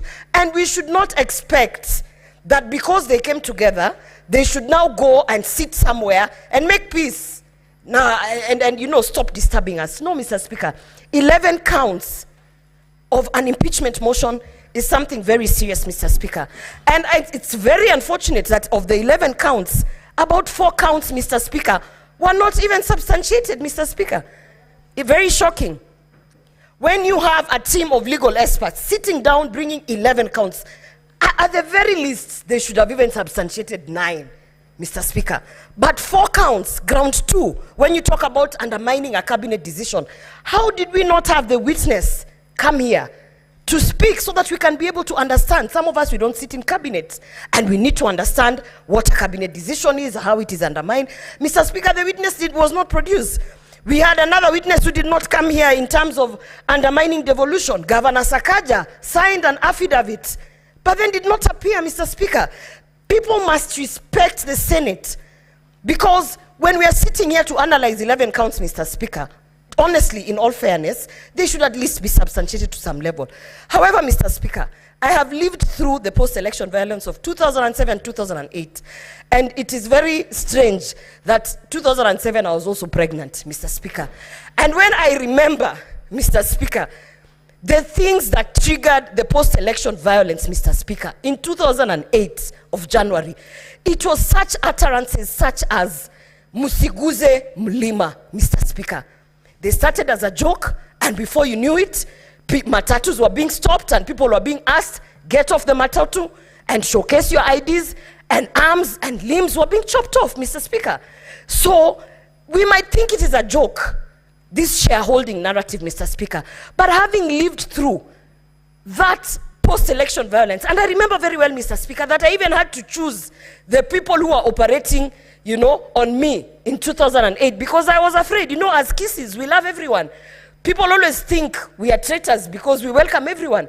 So at that time, the attack on us was from both sides, Mr. Speaker. And so therefore, I do not take this shareholding narrative as a light thing. I do not take this Musiguze Mlima as a light thing, Mr. Speaker, because I have been affected directly. And on that count, Mr. Speaker, I definitely have seen that it has been substantiated. We have seen the evidence, and we have even seen repeated utterances of causing divisiveness in this country, Mr. Speaker. And I want to say today, Mr. Speaker, this country is not about one person. It is not about William Ruto. It is not about Rigathi Gachagua. This country is about the 50 million Kenyans who have to live in peace and under the national unity, Mr. Speaker. And for that reason, Mr. Speaker, I want to say that on that shareholding narrative, I hold my ground, and I will definitely vote that he should be impeached. Senator Kavindu.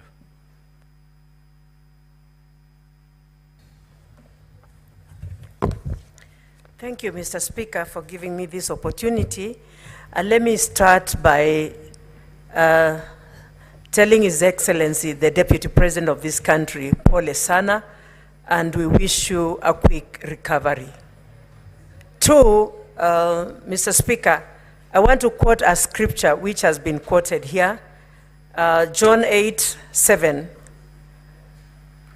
Jesus told the people who took that woman before him, whoever has no sin to be the first to take the stone and throw at that woman. And when he bent down, when he came up, there was none of them. All the men had gone, only the woman was standing there. And he told her, go in peace, your sins have been forgiven. Mr. Speaker, when I talk like this, I'm saying that the other day we had the Deputy President publicly ask for forgiveness. And the Bible in the book of Matthew 14, Matthew 6, verse 14 and 15, says that if we don't forgive men their sins when they sin against us, our Heavenly Father will never forgive us our sins. And talking like this, Mr. Speaker, I want to say the mover of this motion, Honorable Mutuse, could not substantiate the allegations.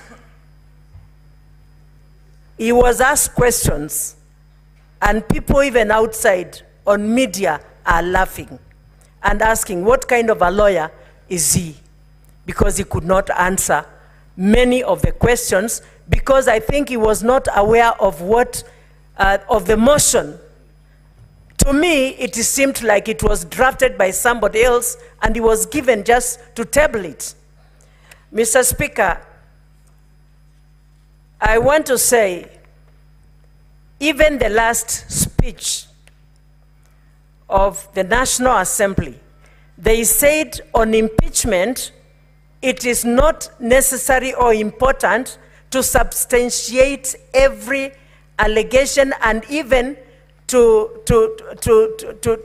make sure that you have all the evidence of the allegations, because this is not like court. And I thought, as a Senate, we sit here as a court. And whatever ruling we give here is acceptable. And so I wonder why one would stand and say that they could not, it is not a must that they substantiate beyond reasonable doubt. I believe if we are impeaching a person, we should, all the accusations must be substantiated and beyond reasonable doubt, because that is one's career we are about maybe to ruin. And this person has a family. This person has a career. When I think of Waititu, when I think of Songo, for 10 good years, they cannot stand on any elective office. And I had... Honorable Senators. Senator Methu, you are heard in silence. Senator Fonandi, you are heard in silence. Thank you, Mr. Extend Speaker. the same treatment to Senator Kavindu. Thank you, Mr. Speaker. And Mr. Speaker, it was just the other day, I had Majority Leader and many of us here say that Songo was impeached for no good reason. How do we reverse what we have already done on this, in this Senate? So, Mr. Speaker, I want to say, before we impeach anyone, we must substantiate all the charges and make sure that it is not something that we are going to eat back our words and start saying we did a mistake. Mr. Speaker, I stand here to say no to this motion. Senator Kathure Murungi. Thank you, Honorable Speaker, for this opportunity also to make some comments, one or two comments on this important exercise. Mr. Speaker, many Kenyans are wondering why the Deputy President is being impeached. And they are saying if he is to be impeached, him and the President should be impeached at the same time. Mr. Speaker, the articles in the Constitution, our Constitution has given the National Assembly and the Senate this mandate to do this exercise of checks and balances to our public officers. And Mr. Speaker, Article 145, which we used this afternoon even to determine whether to proceed or not, is very elaborate on how to the process of impeaching the Deputy President or the President. So, Mr. Speaker, we are here because the Senate actually has been, on several occasions, we have brought deputy governors, and now the Deputy President. Mr. Speaker, kindly protect me from this. Honorable Speaker, Mr. Speaker, kindly protect me from some noise from behind. Senator Fernande. So, Mr. Speaker, I was saying... move to your seat, your normal seat. I was trying to say that, Mr. It Speaker... may be lonely, but please stick there. Proceed. Mr. Speaker, this House has blocked deputy governors, and now the Deputy President. Mr. Speaker, what we are doing is a constitutional mandate. And therefore, I will ask Kenyans that they should bear with the Constitution. It is the Constitution which has brought us where we are. I want to thank the parties that were here for the last 2 days, the parties representing the Deputy President and the parties representing the National Assembly, Mr. Speaker. All these senators have been sitting as judges for the last 2 days and nights. And Mr. Speaker, it is only that this is a court, like a high court. Only that judges in the high court or the courts do not discuss the cases that they handle, but they meet and discuss, and then they make the decision. And then the decision is led by maybe the president of the court. But because now we make a decision through a vote, that is why, Mr. Speaker, we find ourselves here. And this evening, these jurists will make their decision in one or the other. And Mr. Speaker, what I request Kenyans from today, whatever decision will be made to maintain peace, love, and unity, as was envisaged since independence in 1963. Because, Mr. Speaker, where we are, a decision will be made by the Senate in one way or the other, either to impeach the Deputy President or to appoint, or not to impeach, not to impeach, Mr. Speaker. And I want to talk to the people that represent the Meru community. I want to assure them that whatever decision their senator will make is for the best interest of the Meru people. And I want to assure them that their future will be bright, if not more bright, Mr. Speaker. And what they need is service delivery, not individuals. Whatever decision that I'll make is for their best interest, because they elected me to make some decisions. Some are soft decisions or hard decisions. But what they need at the end of the day, they will ask their senator for 5 years, what have you done for us? But as I finish, Mr. Speaker, I want to encourage all of us in a verse from the Bible, Thessalonians chapter 5, verse 18, which says that in every situation, no matter what the circumstances, be thankful and continually give thanks to God. For this is the will of God for you in Christ Jesus. So whatever you do, thank God. Whatever happens to you, thank God, because we always should give thanks to God. Thank you very much, Mr. Speaker. Senator Christo Lasige.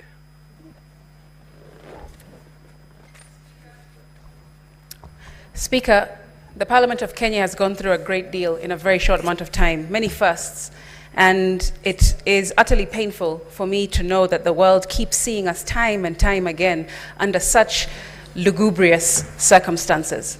However, Speaker, it has taught me many, many lessons, and it's also reminded me of many that I've known for several years, one of which I was taught by Tony Evans, which is, if all you see is what you see, then you don't see all there is to be seen. Speaker, I have never met the Deputy President. In fact, in the last 2 days, the first time we've ever shared any space together. And to be honest, I don't think that we have much in common. I personally feel like there is a lot to be desired in his leadership style, for me personally. However, instead of going to the Bible, I want to go instead into my own experience and draw some parallels. Mr. Speaker, of course, people know that I have glaucoma, and I've been fighting and battling it for several years of my life. And Speaker, when I first got my diagnosis when I was just a teenager in high school, I was told that it was imminent. There was no running away from my condition. And I didn't know at the time that I had anything that was going on. I was just going about my life, but inside of me and around me, there was a condition that was building up and building up and building up, and I had no idea what was going to happen in the future. Mr. Speaker, Now I've been left blind, and I cannot see in front of me even when I put my hand in front of my face. Mr. Speaker, the parallels I draw with my life and the current hearing that we are sitting in today is that the Deputy President did not foresee this happening to him either. Mr. Speaker, I have also drawn parallels of feeling out of control, which I assume that he feels. Being given a diagnosis that seems imminent, that he cannot stop. Mr. Speaker, I also feel that he is probably feeling fear. That's what I've heard. Mr. Speaker, feeling betrayed, feeling angry. And I felt all those feelings because of a situation that I can draw parallels with in this hearing.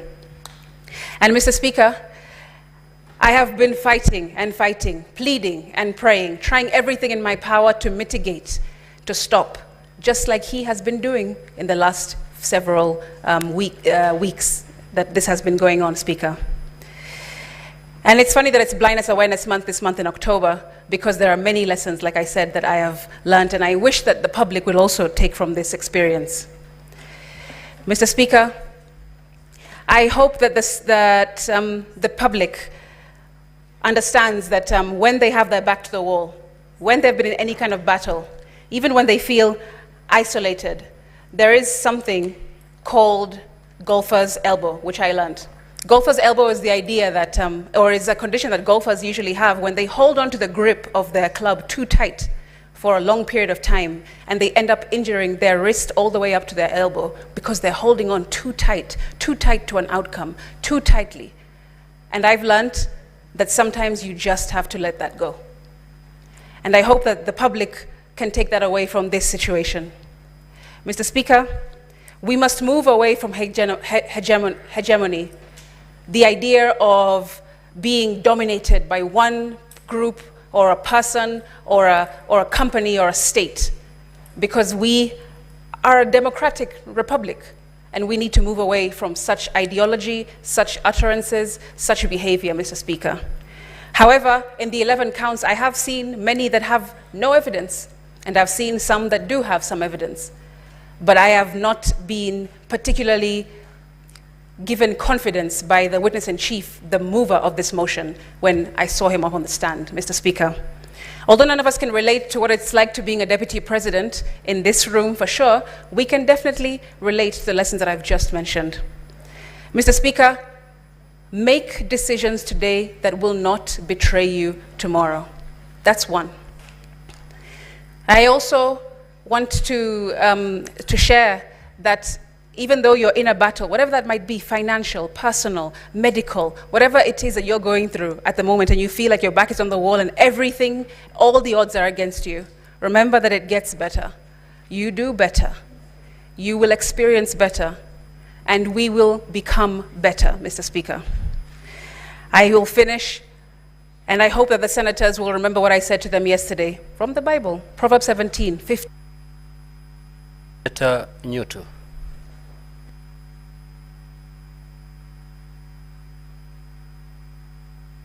Mr. Speaker, thank you very much, Mr. Speaker. I think I cannot thank you more for affording me this opportunity at this late hour. Mr. Speaker, I stand right from the onset to say that I oppose this particular motion, Mr. Speaker, and I have reasons for doing so. Mr. Speaker, the key witness or the mover of the motion came before this House yesterday, Mr. Speaker. And although I'm not a lawyer, but I know that it is there in the rules of natural justice that whoever alleges must prove. The Honorable Mutuse was not able to prove any of the allegations or any of the grounds that he laid against His Excellency the Deputy President, Mr. Speaker. Mr. Speaker, Kenyans were and are watching these proceedings. They were able to see the cross-examination and to hear the cross-examination of the Honorable Mutuse, Mr. Speaker. And I want to urge this House, Mr. Speaker, that if we want to uphold the dignity and the honor of this House, that Kenyans were and are still watching, you cannot impeach the Deputy President of the Republic of Kenya, Mr. Speaker, on allegations, on grounds that were not able to, that the mover was not able to prove, Mr. Speaker. And that is what prompted the question, I think, by Senator Wambua, which later was asked by Senator Awakia Umtata, which you were able to stand down because it had already been asked, whose motion was Motuse's? Because it was not his motion. He had no proof of any or for any of the allegations, Mr. Speaker, and that is why this House, in order for us to uphold, like I've said, the dignity and honor, we need to vote no to this motion, Mr. Speaker. Mr. Speaker, many that have spoken before me have talked about the woman, the adulterous woman that was caught in the Bible. Senator Kajwang put it even better, that they did not bring the man that she was caught in the act with. Mr. Speaker, we need to ask ourselves, how good are we? How clean are we? Are we qualified to throw the first stone, Mr. Speaker? I think that is the first question that we should ask ourselves. That as we judge the Deputy President, how good are we? How many mistakes, how many offenses have we ever committed? How many sins even have we ever committed? And God forgive us, and our fellow human beings also forgive us, Mr. Speaker. But the most moving thing, Mr. Speaker, is that we did not give the Deputy President an opportunity. I know, of course, the motion to defer this particular, to adjourn up to Saturday did not pass. But Mr. Speaker, under section 50 of our Constitution, Mr. Speaker, we 50-0, Mr. Speaker, we need to give any person 50-0, that is 50, Mr. Speaker, 2F, to be present and when being tried, unless the conduct of the accused person makes it impossible for the trial to proceed. Mr. Speaker, the Deputy President was taken ill, according to what the council reported to this House. And Mr. Speaker, we did not give him an opportunity. Mr. Speaker, I draw your attention also to our Constitution, Article 145, Clause 5, the President shall have the right to appear and, not or, and be represented before the special committee, Mr. Speaker. We did not give him that opportunity. Mr. Speaker, because I can see my time is wearing out, if not for anything, Mr. Speaker, I ask this House, you cannot condemn a sick person. Any one of us can get sick. I want to appeal to my colleagues, Mr. Speaker. Nobody chooses when to get sick and when to be in good health. You cannot, we cannot afford to judge a person, to condemn a person when they are in hospital, Mr. Speaker. And so I want to appeal to the members of this House that if not for anything else, you consider that the Deputy President has been taken ill and show the necessary compassion. And Mr. Speaker, I want to my majority leader is here, and he made a statement that was very disturbing, that even those that are saying that it can bring division should... Senator Mogeni.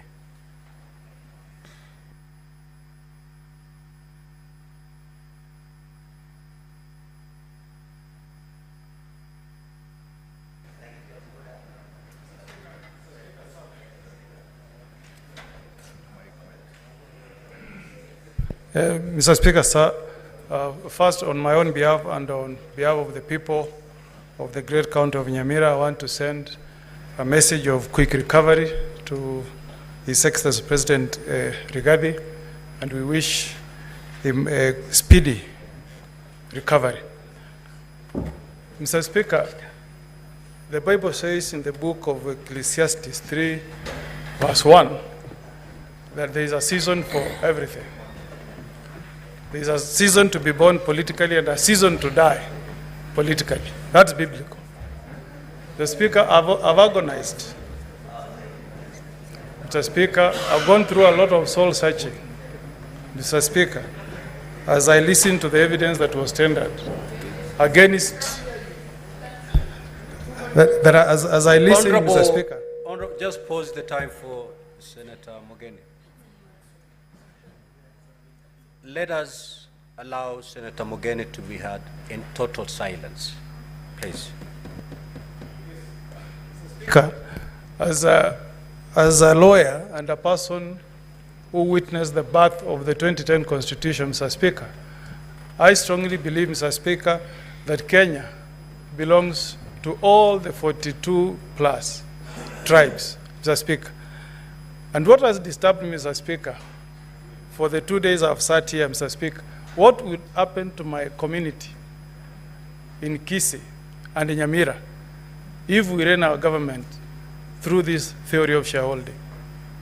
Mr. Speaker, as I speak tonight, Mr. Speaker, the people of the two counties of Omogusi, Nyamira and Kisii, are victims of that theory of shareholding. That community, Mr. Speaker, called Omogusi, has got no even a single PS serving in government, Mr. Speaker. Mr. Speaker, as we speak this evening, Mr. Speaker, the Omogusi people, Mr. Speaker, have been the biggest victims of this theory of shareholding. Mr. Speaker, the Constitution that we enacted in 2010, in Article 27, Mr. Speaker, clearly states that we should not discriminate, Mr. Speaker. I hope, Mr. Speaker, when I cast my vote tonight, I'll be sending a message from the people of Nyamira, Mr. Speaker, that a government is formed for all the tribes in the Republic of Kenya, Mr. Speaker. I've agonized, Mr. Speaker, on the issues that have been brought in this motion, touching on the widow and the children of the late Governor for Nyeri, Gachagua. And Mr. Speaker, I wondered if adverse statements and inferences have been made touching on the conduct of the Deputy President against the widow of the former governor and the children of the late governor, the nephews of the Deputy President.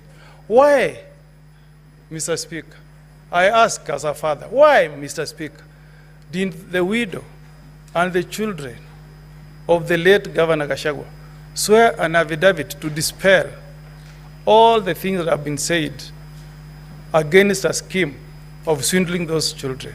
Why, Mr. Speaker? Why didn't they swear an affidavit, Mr. Speaker? That has troubled me a lot. And as I cast my vote tonight, Mr. Speaker, I'll be casting my vote for those children who lost their mother, who lost their father, but who were not given an opportunity, Mr. Speaker, to appear before this House and tell us, Mr. Speaker, that there has not been any wrongdoing from the Deputy President to those children. Count number 1, count number 8 is about the utterances that were made by the Deputy Speaker. I hope, Mr. Speaker, that the person who will occupy that coveted position of Deputy President will reflect on what John says in chapter 3, verse 5. Mr. Speaker, the Bible says that the tongue is a small part of the body, but the tongue is also fire, and it's a world of evil among parts of the body. If the Deputy President had checked these utterances, Mr. Speaker, perhaps we will not be having this motion this evening. So, as we vote tonight, Mr. Speaker, let's also learn. Let's also learn from what the tongue has done to Honorable Gachagua. I will vote, Mr. Speaker, where I'm convinced that allegations against the Deputy President have been proved. I reserve my vote to be cast at the right time. Senator Boni.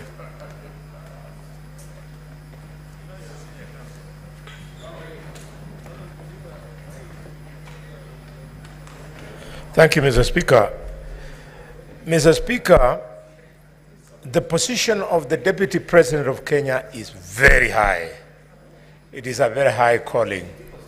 And therefore, Mr. Speaker, as we make a decision on the Deputy President of Kenya, I want to remind him that of those to whom more is given, indeed, more is expected of them. And he should not feel that he is being victimized because, Mr. Speaker, the highest standard of this Constitution in 2013, by dint of lack of integrity, the Deputy Chief Justice, Nancy Barasa, lost her job merely because she pinched the nose of Kwamboka. The Deputy President indeed did worse than pinching the nose of somebody. Mr. Speaker, the Deputy President, seeing the allegations against him, I can't imagine that he moves around with the moninga of man of faith and truthful man. Mr. Speaker, if really we must talk about faith, may I remind the Deputy President of a man of faith, a man of letters called Bill Paul. Bill Paul said, man of faith, that integrity is like virginity. You lose it only once. And when you lose it, you can never get it back. The Deputy President has lost that virginity of leadership. Mr. Speaker, coming from a community that paid for the price of inflammatory speeches in Likoni, in Molo, and in Trans Nzoia, if I had time, I would discuss what some of my relatives went through, including Pastor Liai from Ichina village. Mr. Speaker, during the tribal clashes of 1992 and 1997. I would like to remind the Deputy President of the post-election violence of 2007, 2008. One of the reasons why we had to have this progressive constitution that will be removing him, hopefully, this evening from office. Mr. Speaker, even as we ask the Deputy President to leave office, we must insist that the DCI and the ESCC and other investigative institutions must pursue this matter beyond this vote. I have on mind, Mr. Speaker, the activities of the intricate web of companies, up to 22, so to speak. The reason I believe young Mutuse could not bring all this, dear senators, colleagues, is because effort requires money, requires time to do all that research. Some of them you have to do clandestine for you to get information. I believe that if the Deputy President had taken the dog, we were going to completely undress him. We would have asked him to justify what activities each and every one of those companies was doing. It's part of the reason why he stepped down, Mr. Speaker.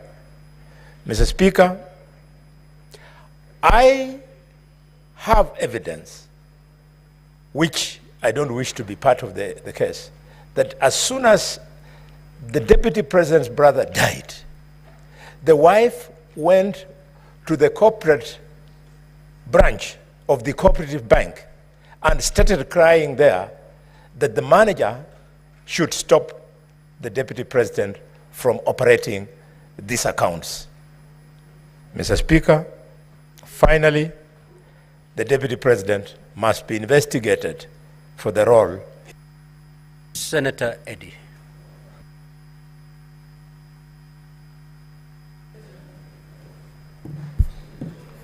Mr. Speaker, I thank you, and I recognize the pressure of time.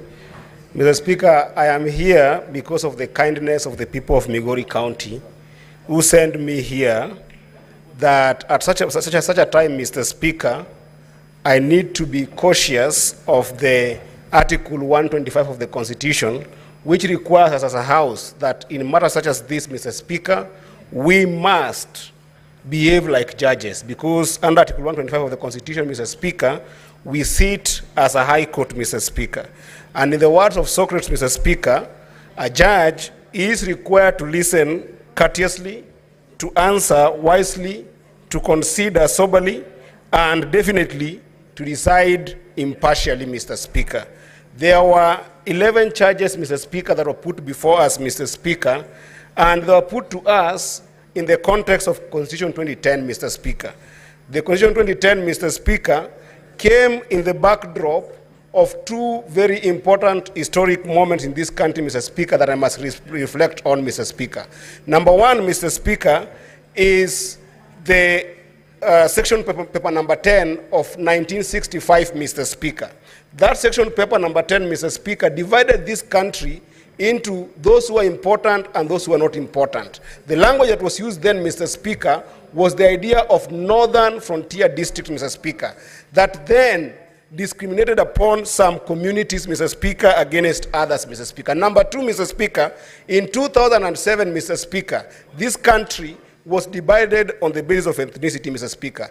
And therefore, I rise to support this motion if my grounds, Mr. Speaker, after listening courteously and considering soberly, Mr. Speaker, are more than half of the charges, Mr. Speaker. And I find that ground 1, 5, and 6 on the utterances of the Deputy President, Mr. Speaker, violate Article 91 of the Constitution and Article 232 of the Constitution. We cannot have political parties, Mr. Speaker, that are founded on the basis of ethnicity and dividing national resources on the basis of ethnicity, Mr. Speaker. Number two, Mr. Speaker, that would make the ground number 4, which actually also happened to be reason number 4 for why the Deputy President must leave office, Mr. Speaker, the violation of Article 160 of the Constitution, Mr. Speaker, of undermining the judiciary, Mr. Speaker. There was an imminent threat to the judges there, Mr. Speaker. You realize that in my judgment, Mr. Speaker, I excuse ground number 8 on the basis of the fact that there was no proof that there was a petition that was not filed, Mr. Speaker. But on the threat, Mr. Speaker, I think that the Deputy President stands impeached, Mr. Speaker. Ground number 9, Mr. Speaker, on NIS, Mr. Speaker. We know that this country has faced serious terror attacks, Mr. Speaker.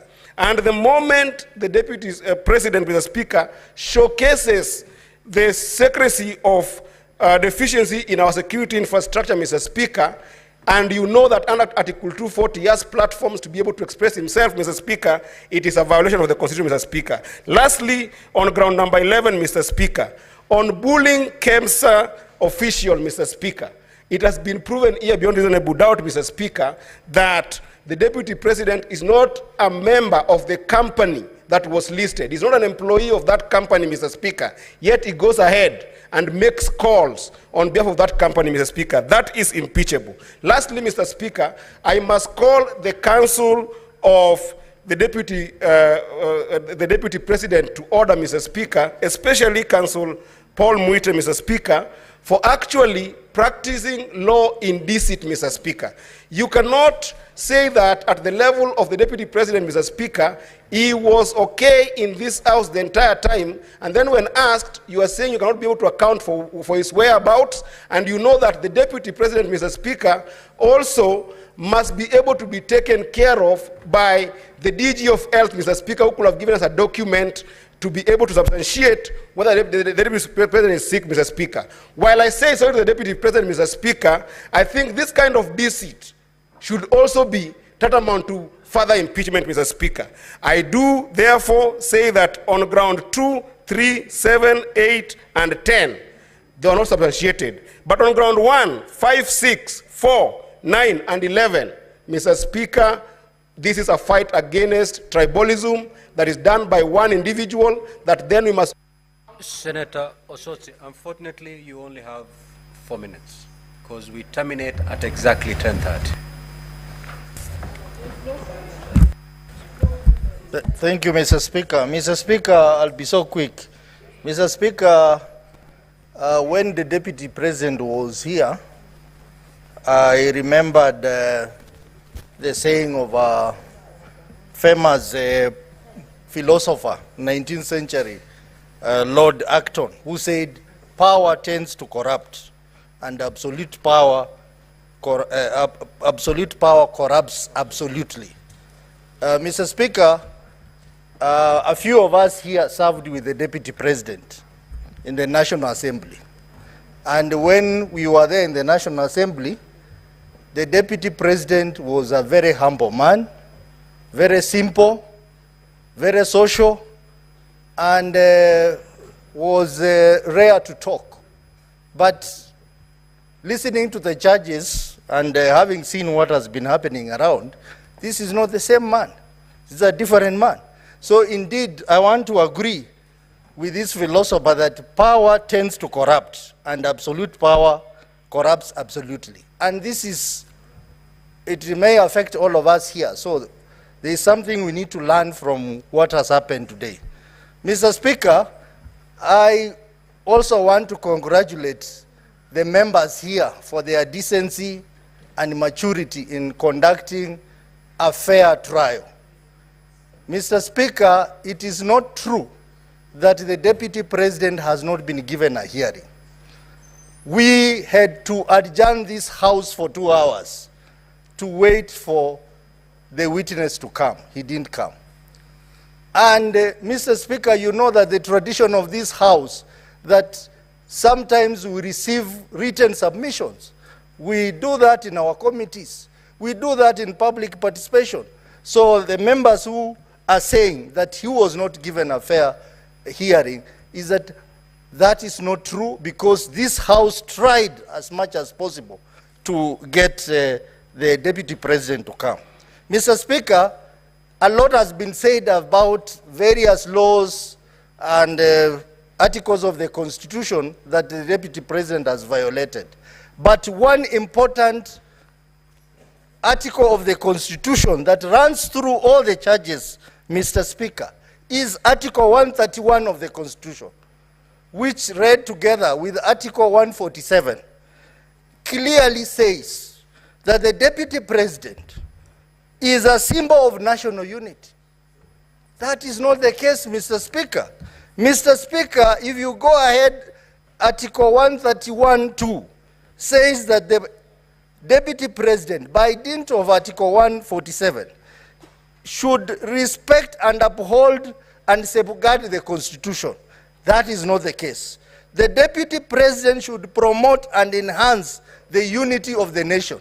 That is not the case. The Deputy President should promote respect for diversity of the people and communities in Kenya. Mr. Speaker, that is not the case. So if there is any piece of law that is going to send the Deputy President home, is clear violation of Article 131 of the Constitution, because the Deputy President is the principal assistant to the President, and therefore exercises powers of the President as per Article 131 of the Constitution.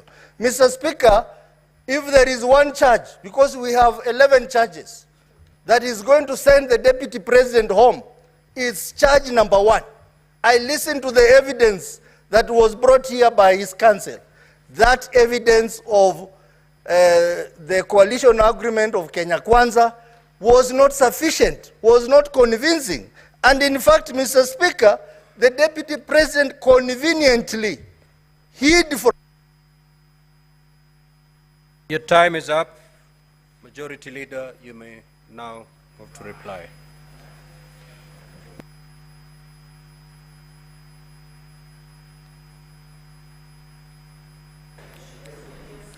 Mr. Speaker, sir, I beg to hereby reply, having listened to the contributions of my colleagues on this very important motion on trial by impeachment of the Deputy President, Honorable Rigathi Gachagua.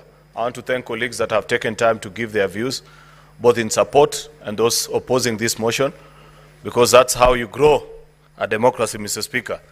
We may not all have to agree on the same subject matter, Mr. Speaker, but the chance to even speak and say what you feel about an issue is an important attribute. Indeed, Mr. Speaker, I agree with the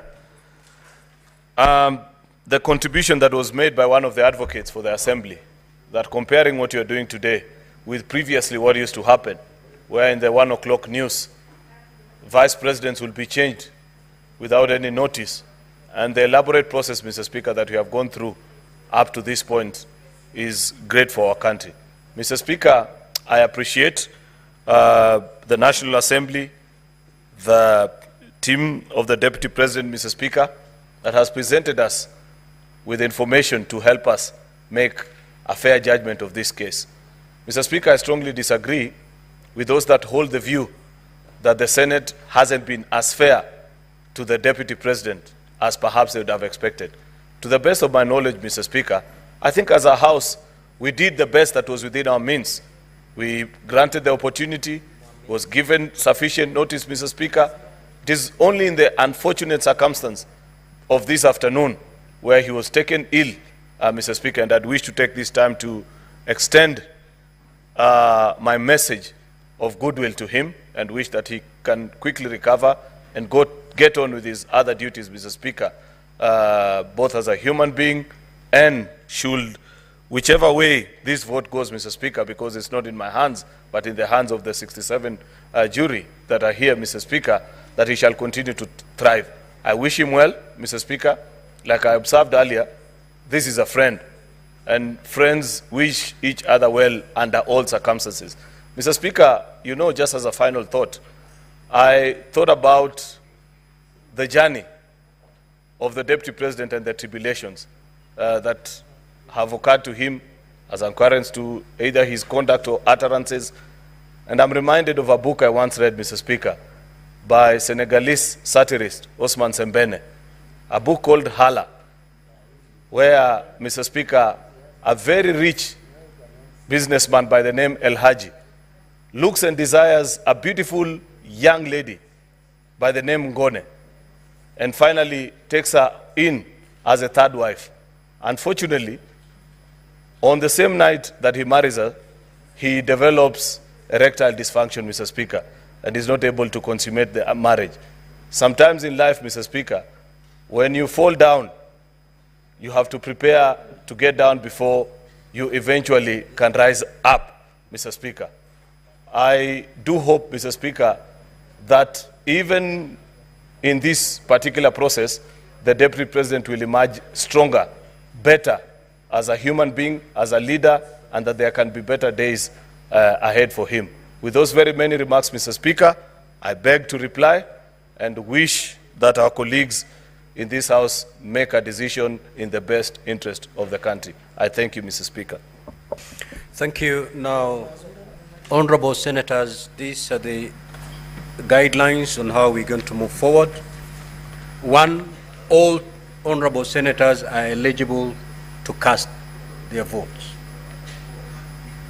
Secondly, the threshold is 45 senators.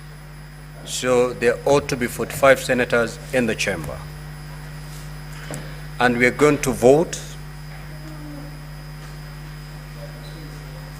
for the charges separately.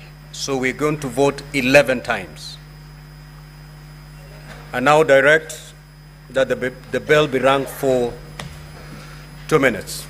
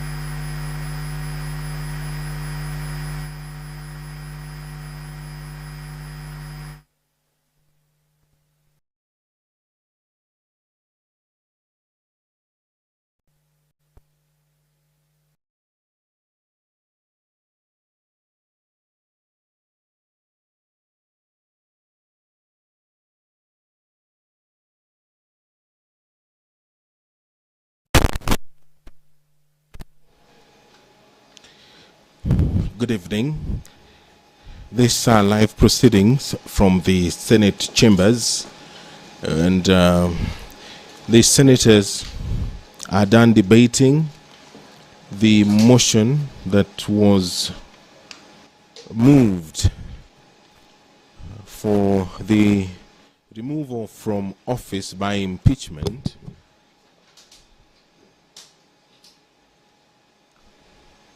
You're watching live pictures from the Senate, where debate has been concluded.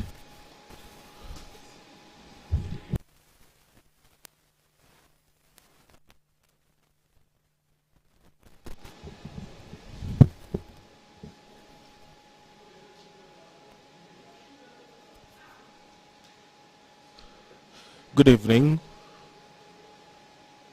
You are watching live pictures from the Senate chambers, and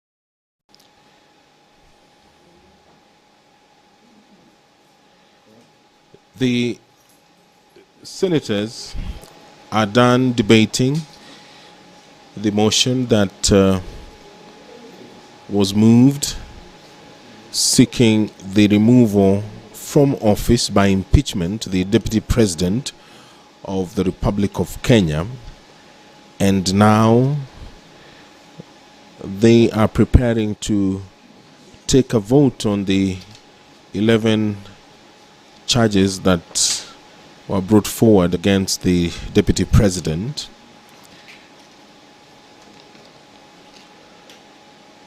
Charge 1, gross violation of Articles 10, Sub-Article 2A and B and C, Article 27, Sub-Article 4, Article 73, Sub-Article 1A and 2B, Article 75, Sub-Article 1C,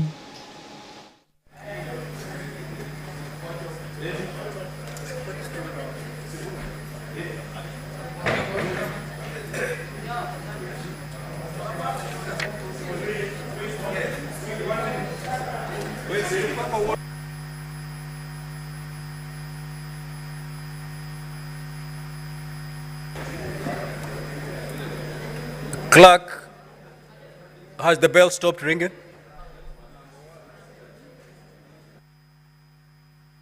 Sergeant at Arms, kindly close the doors and draw the bar.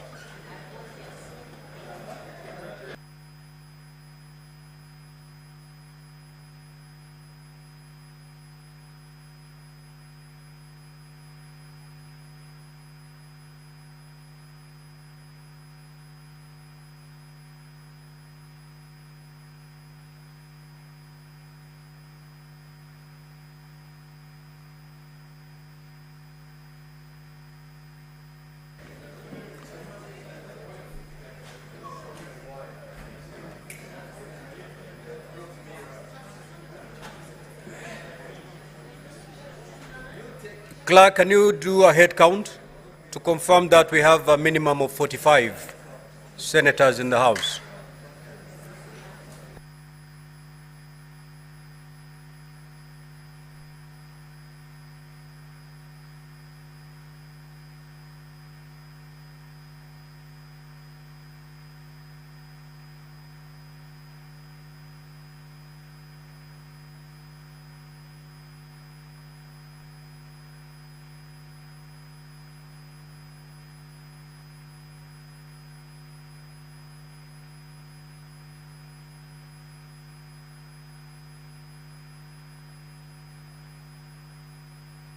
Order, honorable senators. Majority Leader, you may take your seat.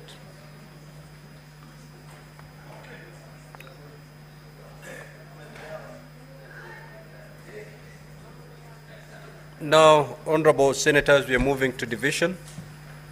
I will first put the question. Voting shall be electronically, and we shall be voting on separate charges. So we're going to vote 11 times this evening. I'll proceed to put the question.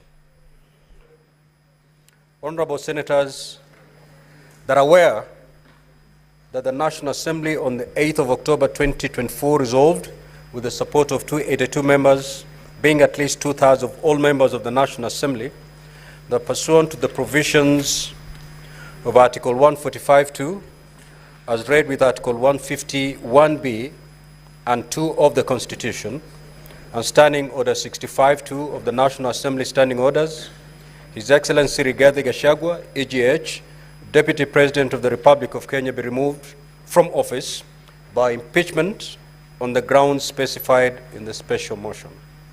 Whereas by a letter reference NA/DLP/TBO/MTS/2024 into brackets 25, dated the 8th of October 2024, and received in the office of the Speaker of the Senate on the 9th of October 2024, the Speaker of the National Assembly informed the Speaker of the Senate of the approval of the special motion by the National Assembly, and further forwarded to the Speaker of the Senate documents in evidence of the proceedings of the National Assembly. Further, whereas pursuant to Article 145, as read with Article 150, 1B and 2 of the Constitution, and Standing Orders 78 and 79 of the Senate Standing Orders, the Senate heard the National Assembly on the grounds for the proposed removal from office by impeachment of His Excellency Rigathi Gachagua, EGH, Deputy President of the Republic of Kenya. And further, whereas pursuant to Article 145, as read with Article 150, 1B and 2 of the Constitution, and Standing Orders 78 and 79 of the Senate Standing Orders, the Senate also had His Excellency Rigathi Gachagua, EGH, Deputy President of the Republic of Kenya, on the grounds of his proposed removal from office by impeachment of the Deputy President of the Republic of Kenya.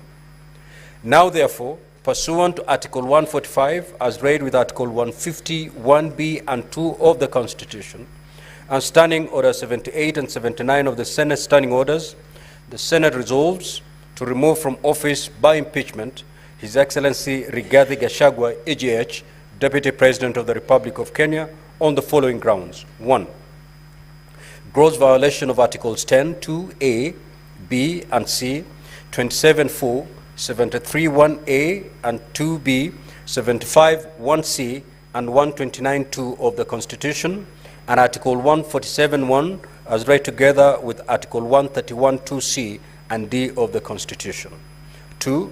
Gross violation of Article 147(1) and 152(1) of the Constitution by undermining the President and the Cabinet and the effective discharge of the national government's executive mandates.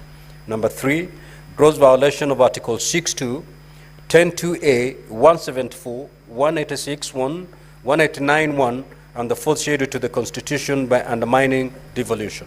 Number 4, gross violation of Article 161 of the Constitution on the institutional and decisional independence of judges. Number 5, gross violation of Articles 3(1) and 148(5)A of the Constitution on the fidelity to the oath of office and allegiance. Number 6, serious reason to believe that His Excellency the Deputy President has committed crimes under Section 13(1)A and 62 of the National Cohesion and Integration Act.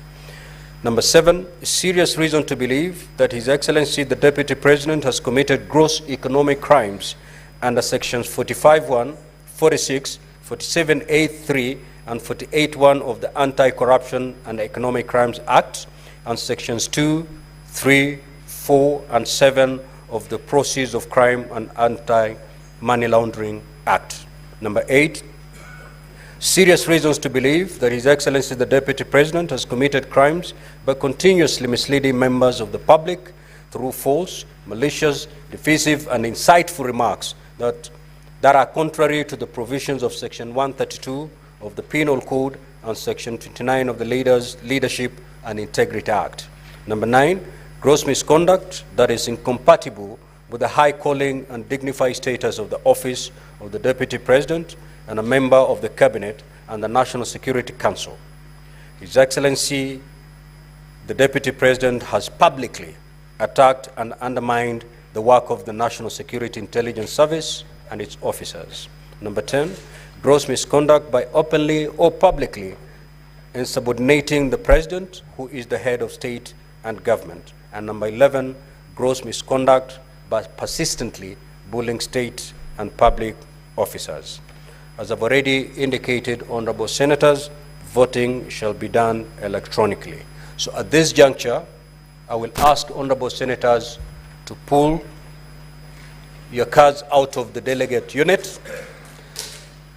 Sergeant at Arms, kindly go around and pick all the unattended delegate cards.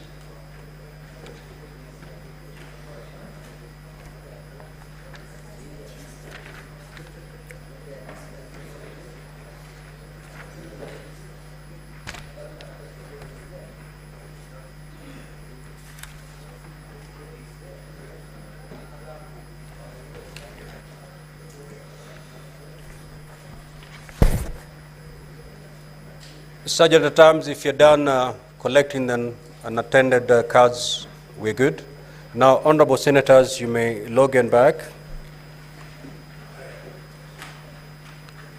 As indicated earlier, we'll be casting our votes 11 times. So the vote you're going to cast at the moment is for charge allegation number 1, which is gross violation of Articles 10(2)(a), B, and C, 27(4). I had already read it out. So from this moment, it's beamed on the screens. So honorable senators, once you've logged in, you may now proceed to vote.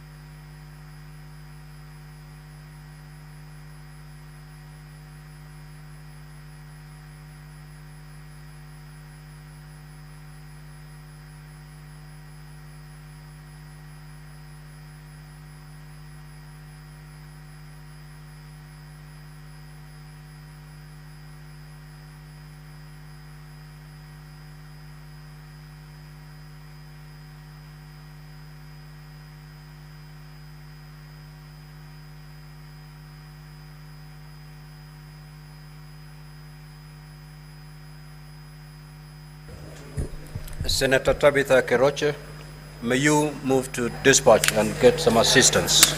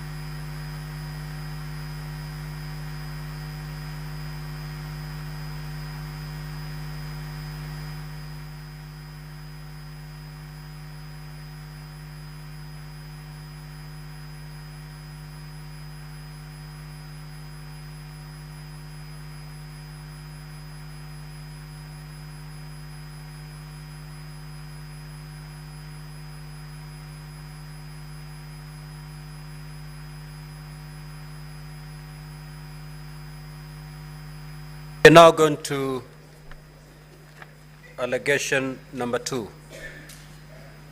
It's been beamed on the screen. You may now vote.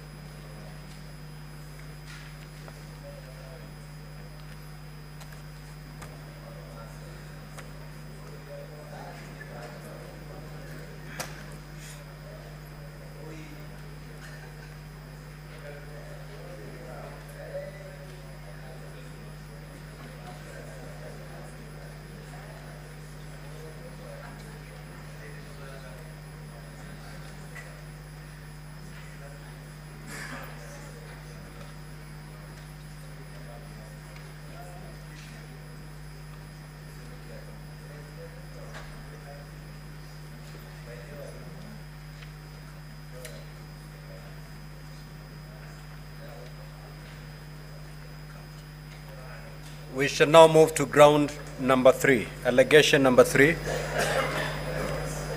Can you beam it? There we are. Honorable Senators, you may now proceed to vote on allegation number 3.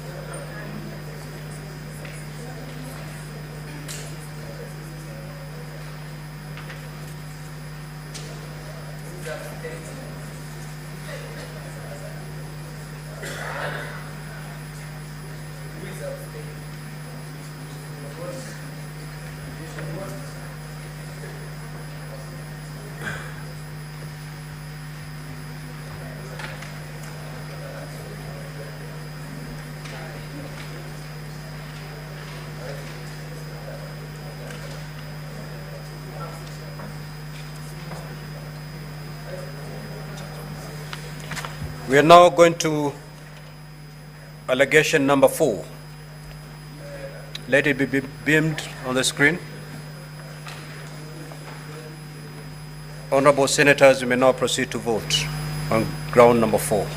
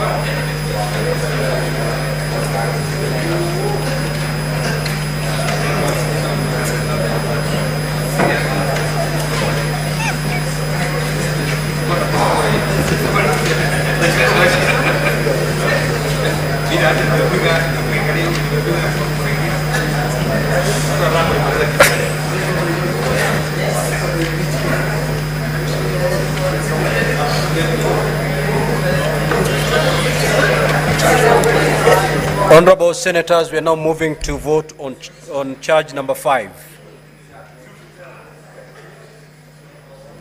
You may now proceed to vote on charge number 5.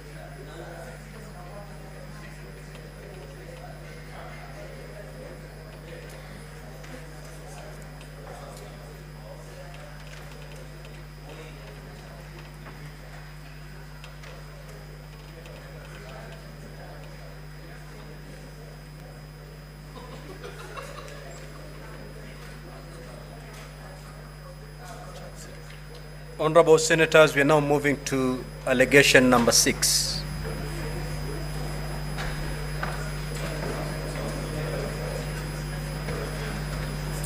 Honorable Senators, you may now proceed to vote on allegation number 6.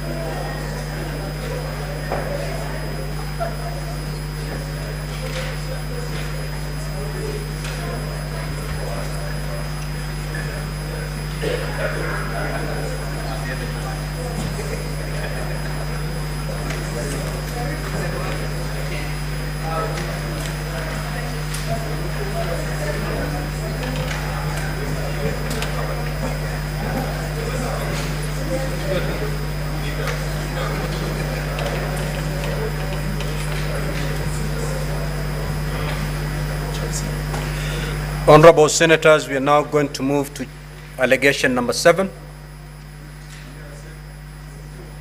Honorable Senators, you may now proceed to vote on allegation number 7.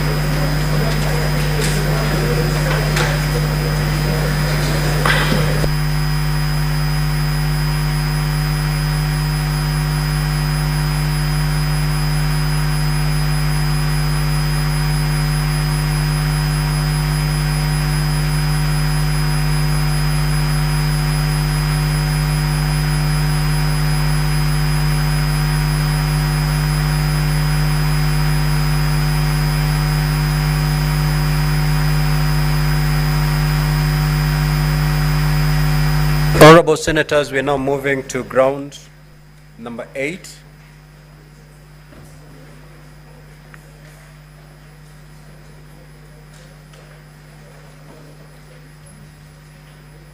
Honorable Senators, you may now proceed to vote on ground number 8.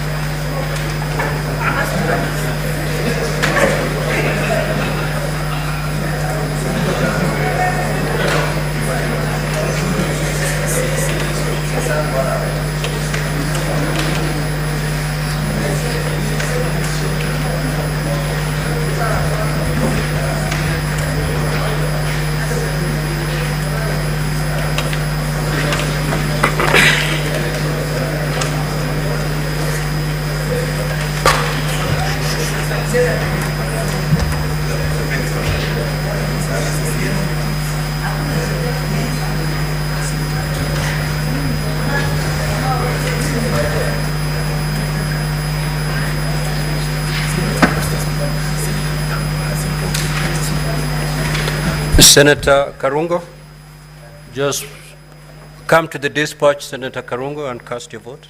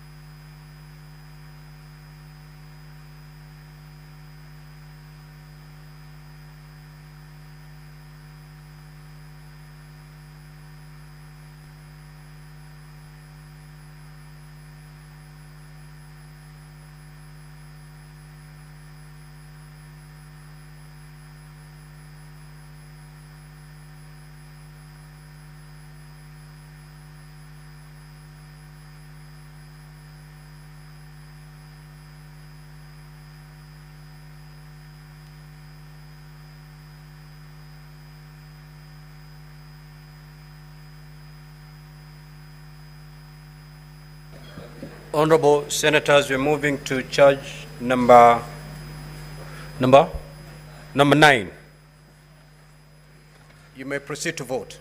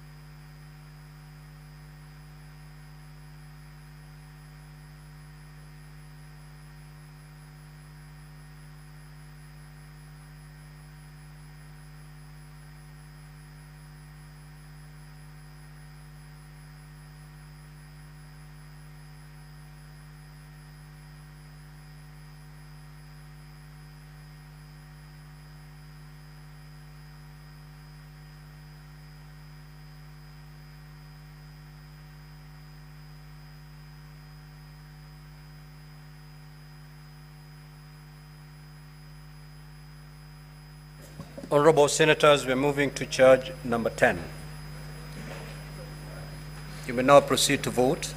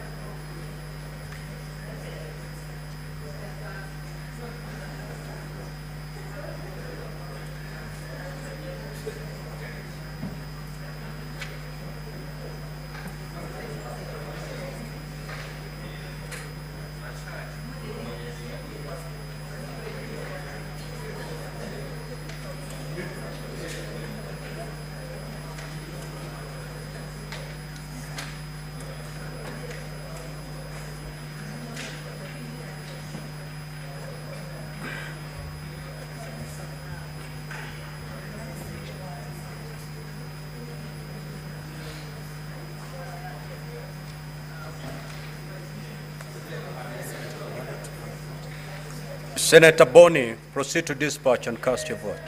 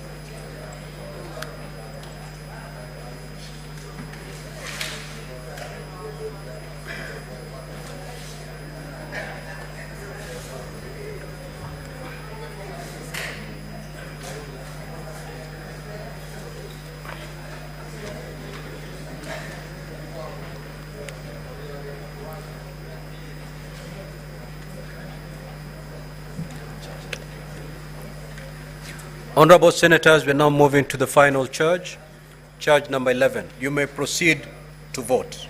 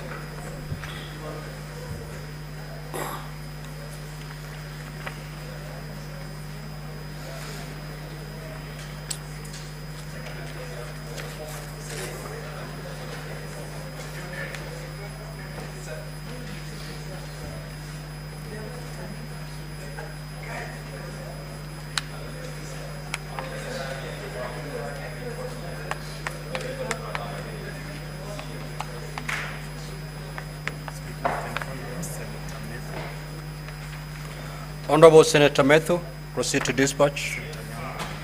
Senator Karen Nyamu, likewise. Senator Alan Chesang, proceed to the dispatch. Senator Karungo, proceed to the dispatch. Bayo.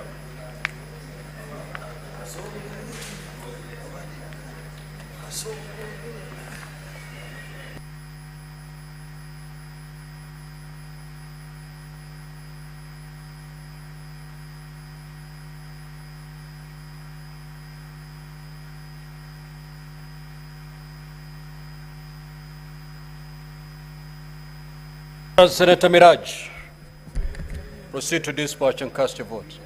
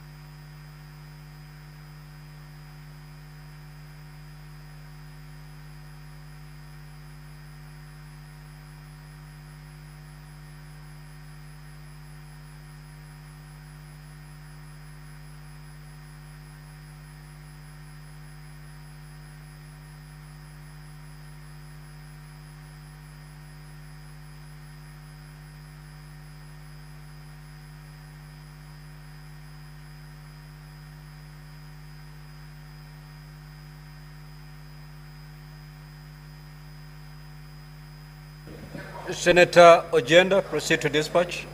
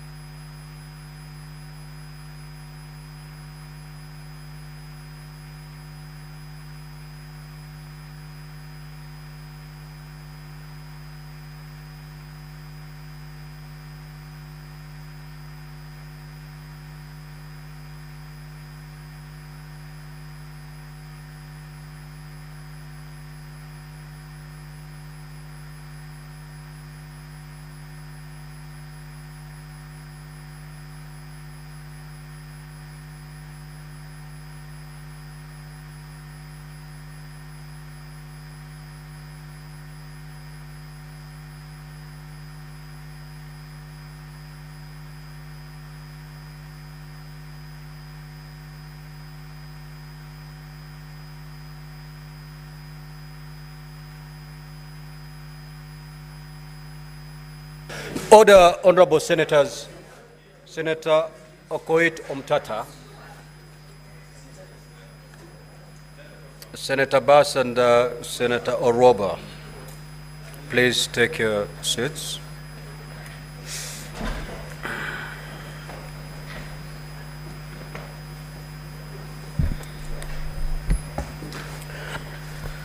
Now, the result of the division is as follows. Charge number 1, ayes 54, nays 13, abstention 0. So the ayes have it. Charge number 2, ayes 28, nays 39, abstention 0. So the nays have it.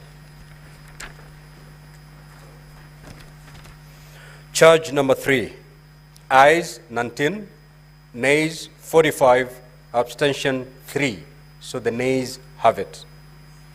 Charge number 4, the ayes at 51, nays at 16, abstention at 0.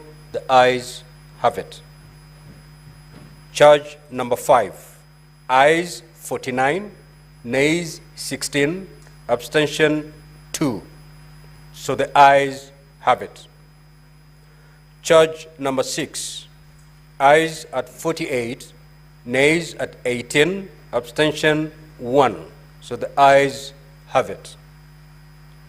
Charge number 7, the ayes 13, nays 53, abstention 1. So the nays have it. Charge number 8, ayes 27, nays 40, abstention 0. So the nays have it. Charge number 9, ayes 46, nays 20, abstention 1. So the ayes have it. Charge number 10, ayes 22, nays 45, abstention 0. The nays have it. Charge number 11, the ayes 18, nays at 47, abstention 2. So the nays have it.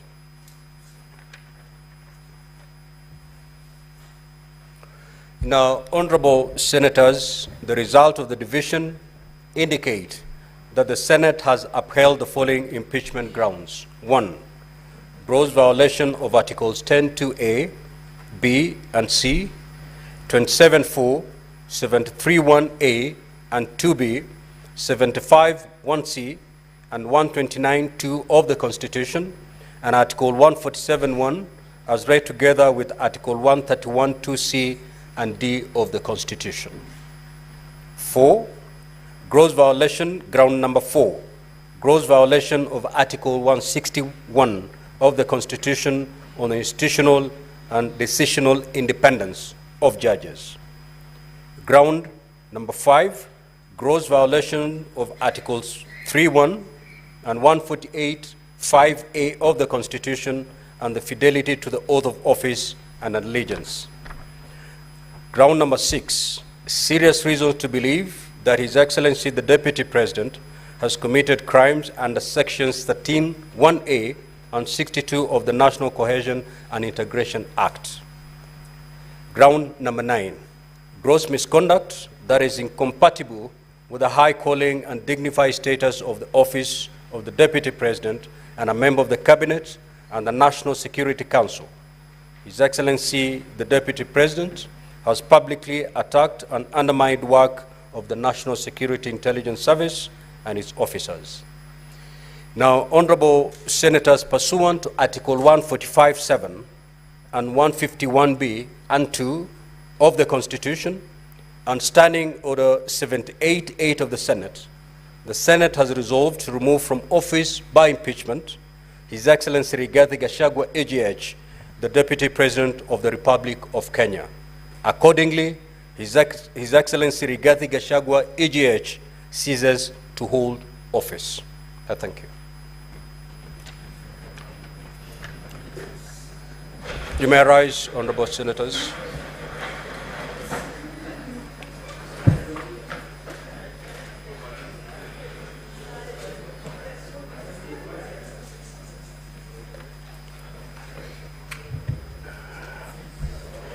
Now, honorable senators, there being no business on the order paper, the Senate stands adjourned until Tuesday, the 22nd of October, 2024 at 2:30 p.m.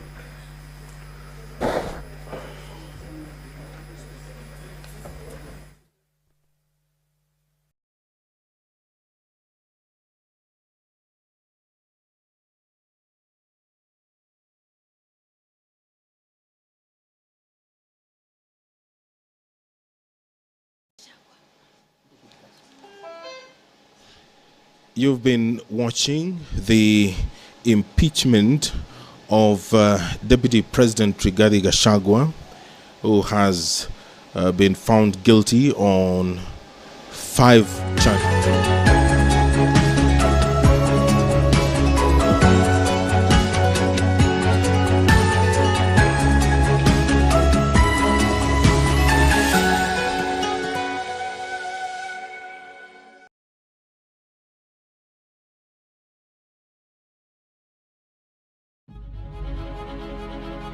RBG Engineering Limited is an engineering company that specializes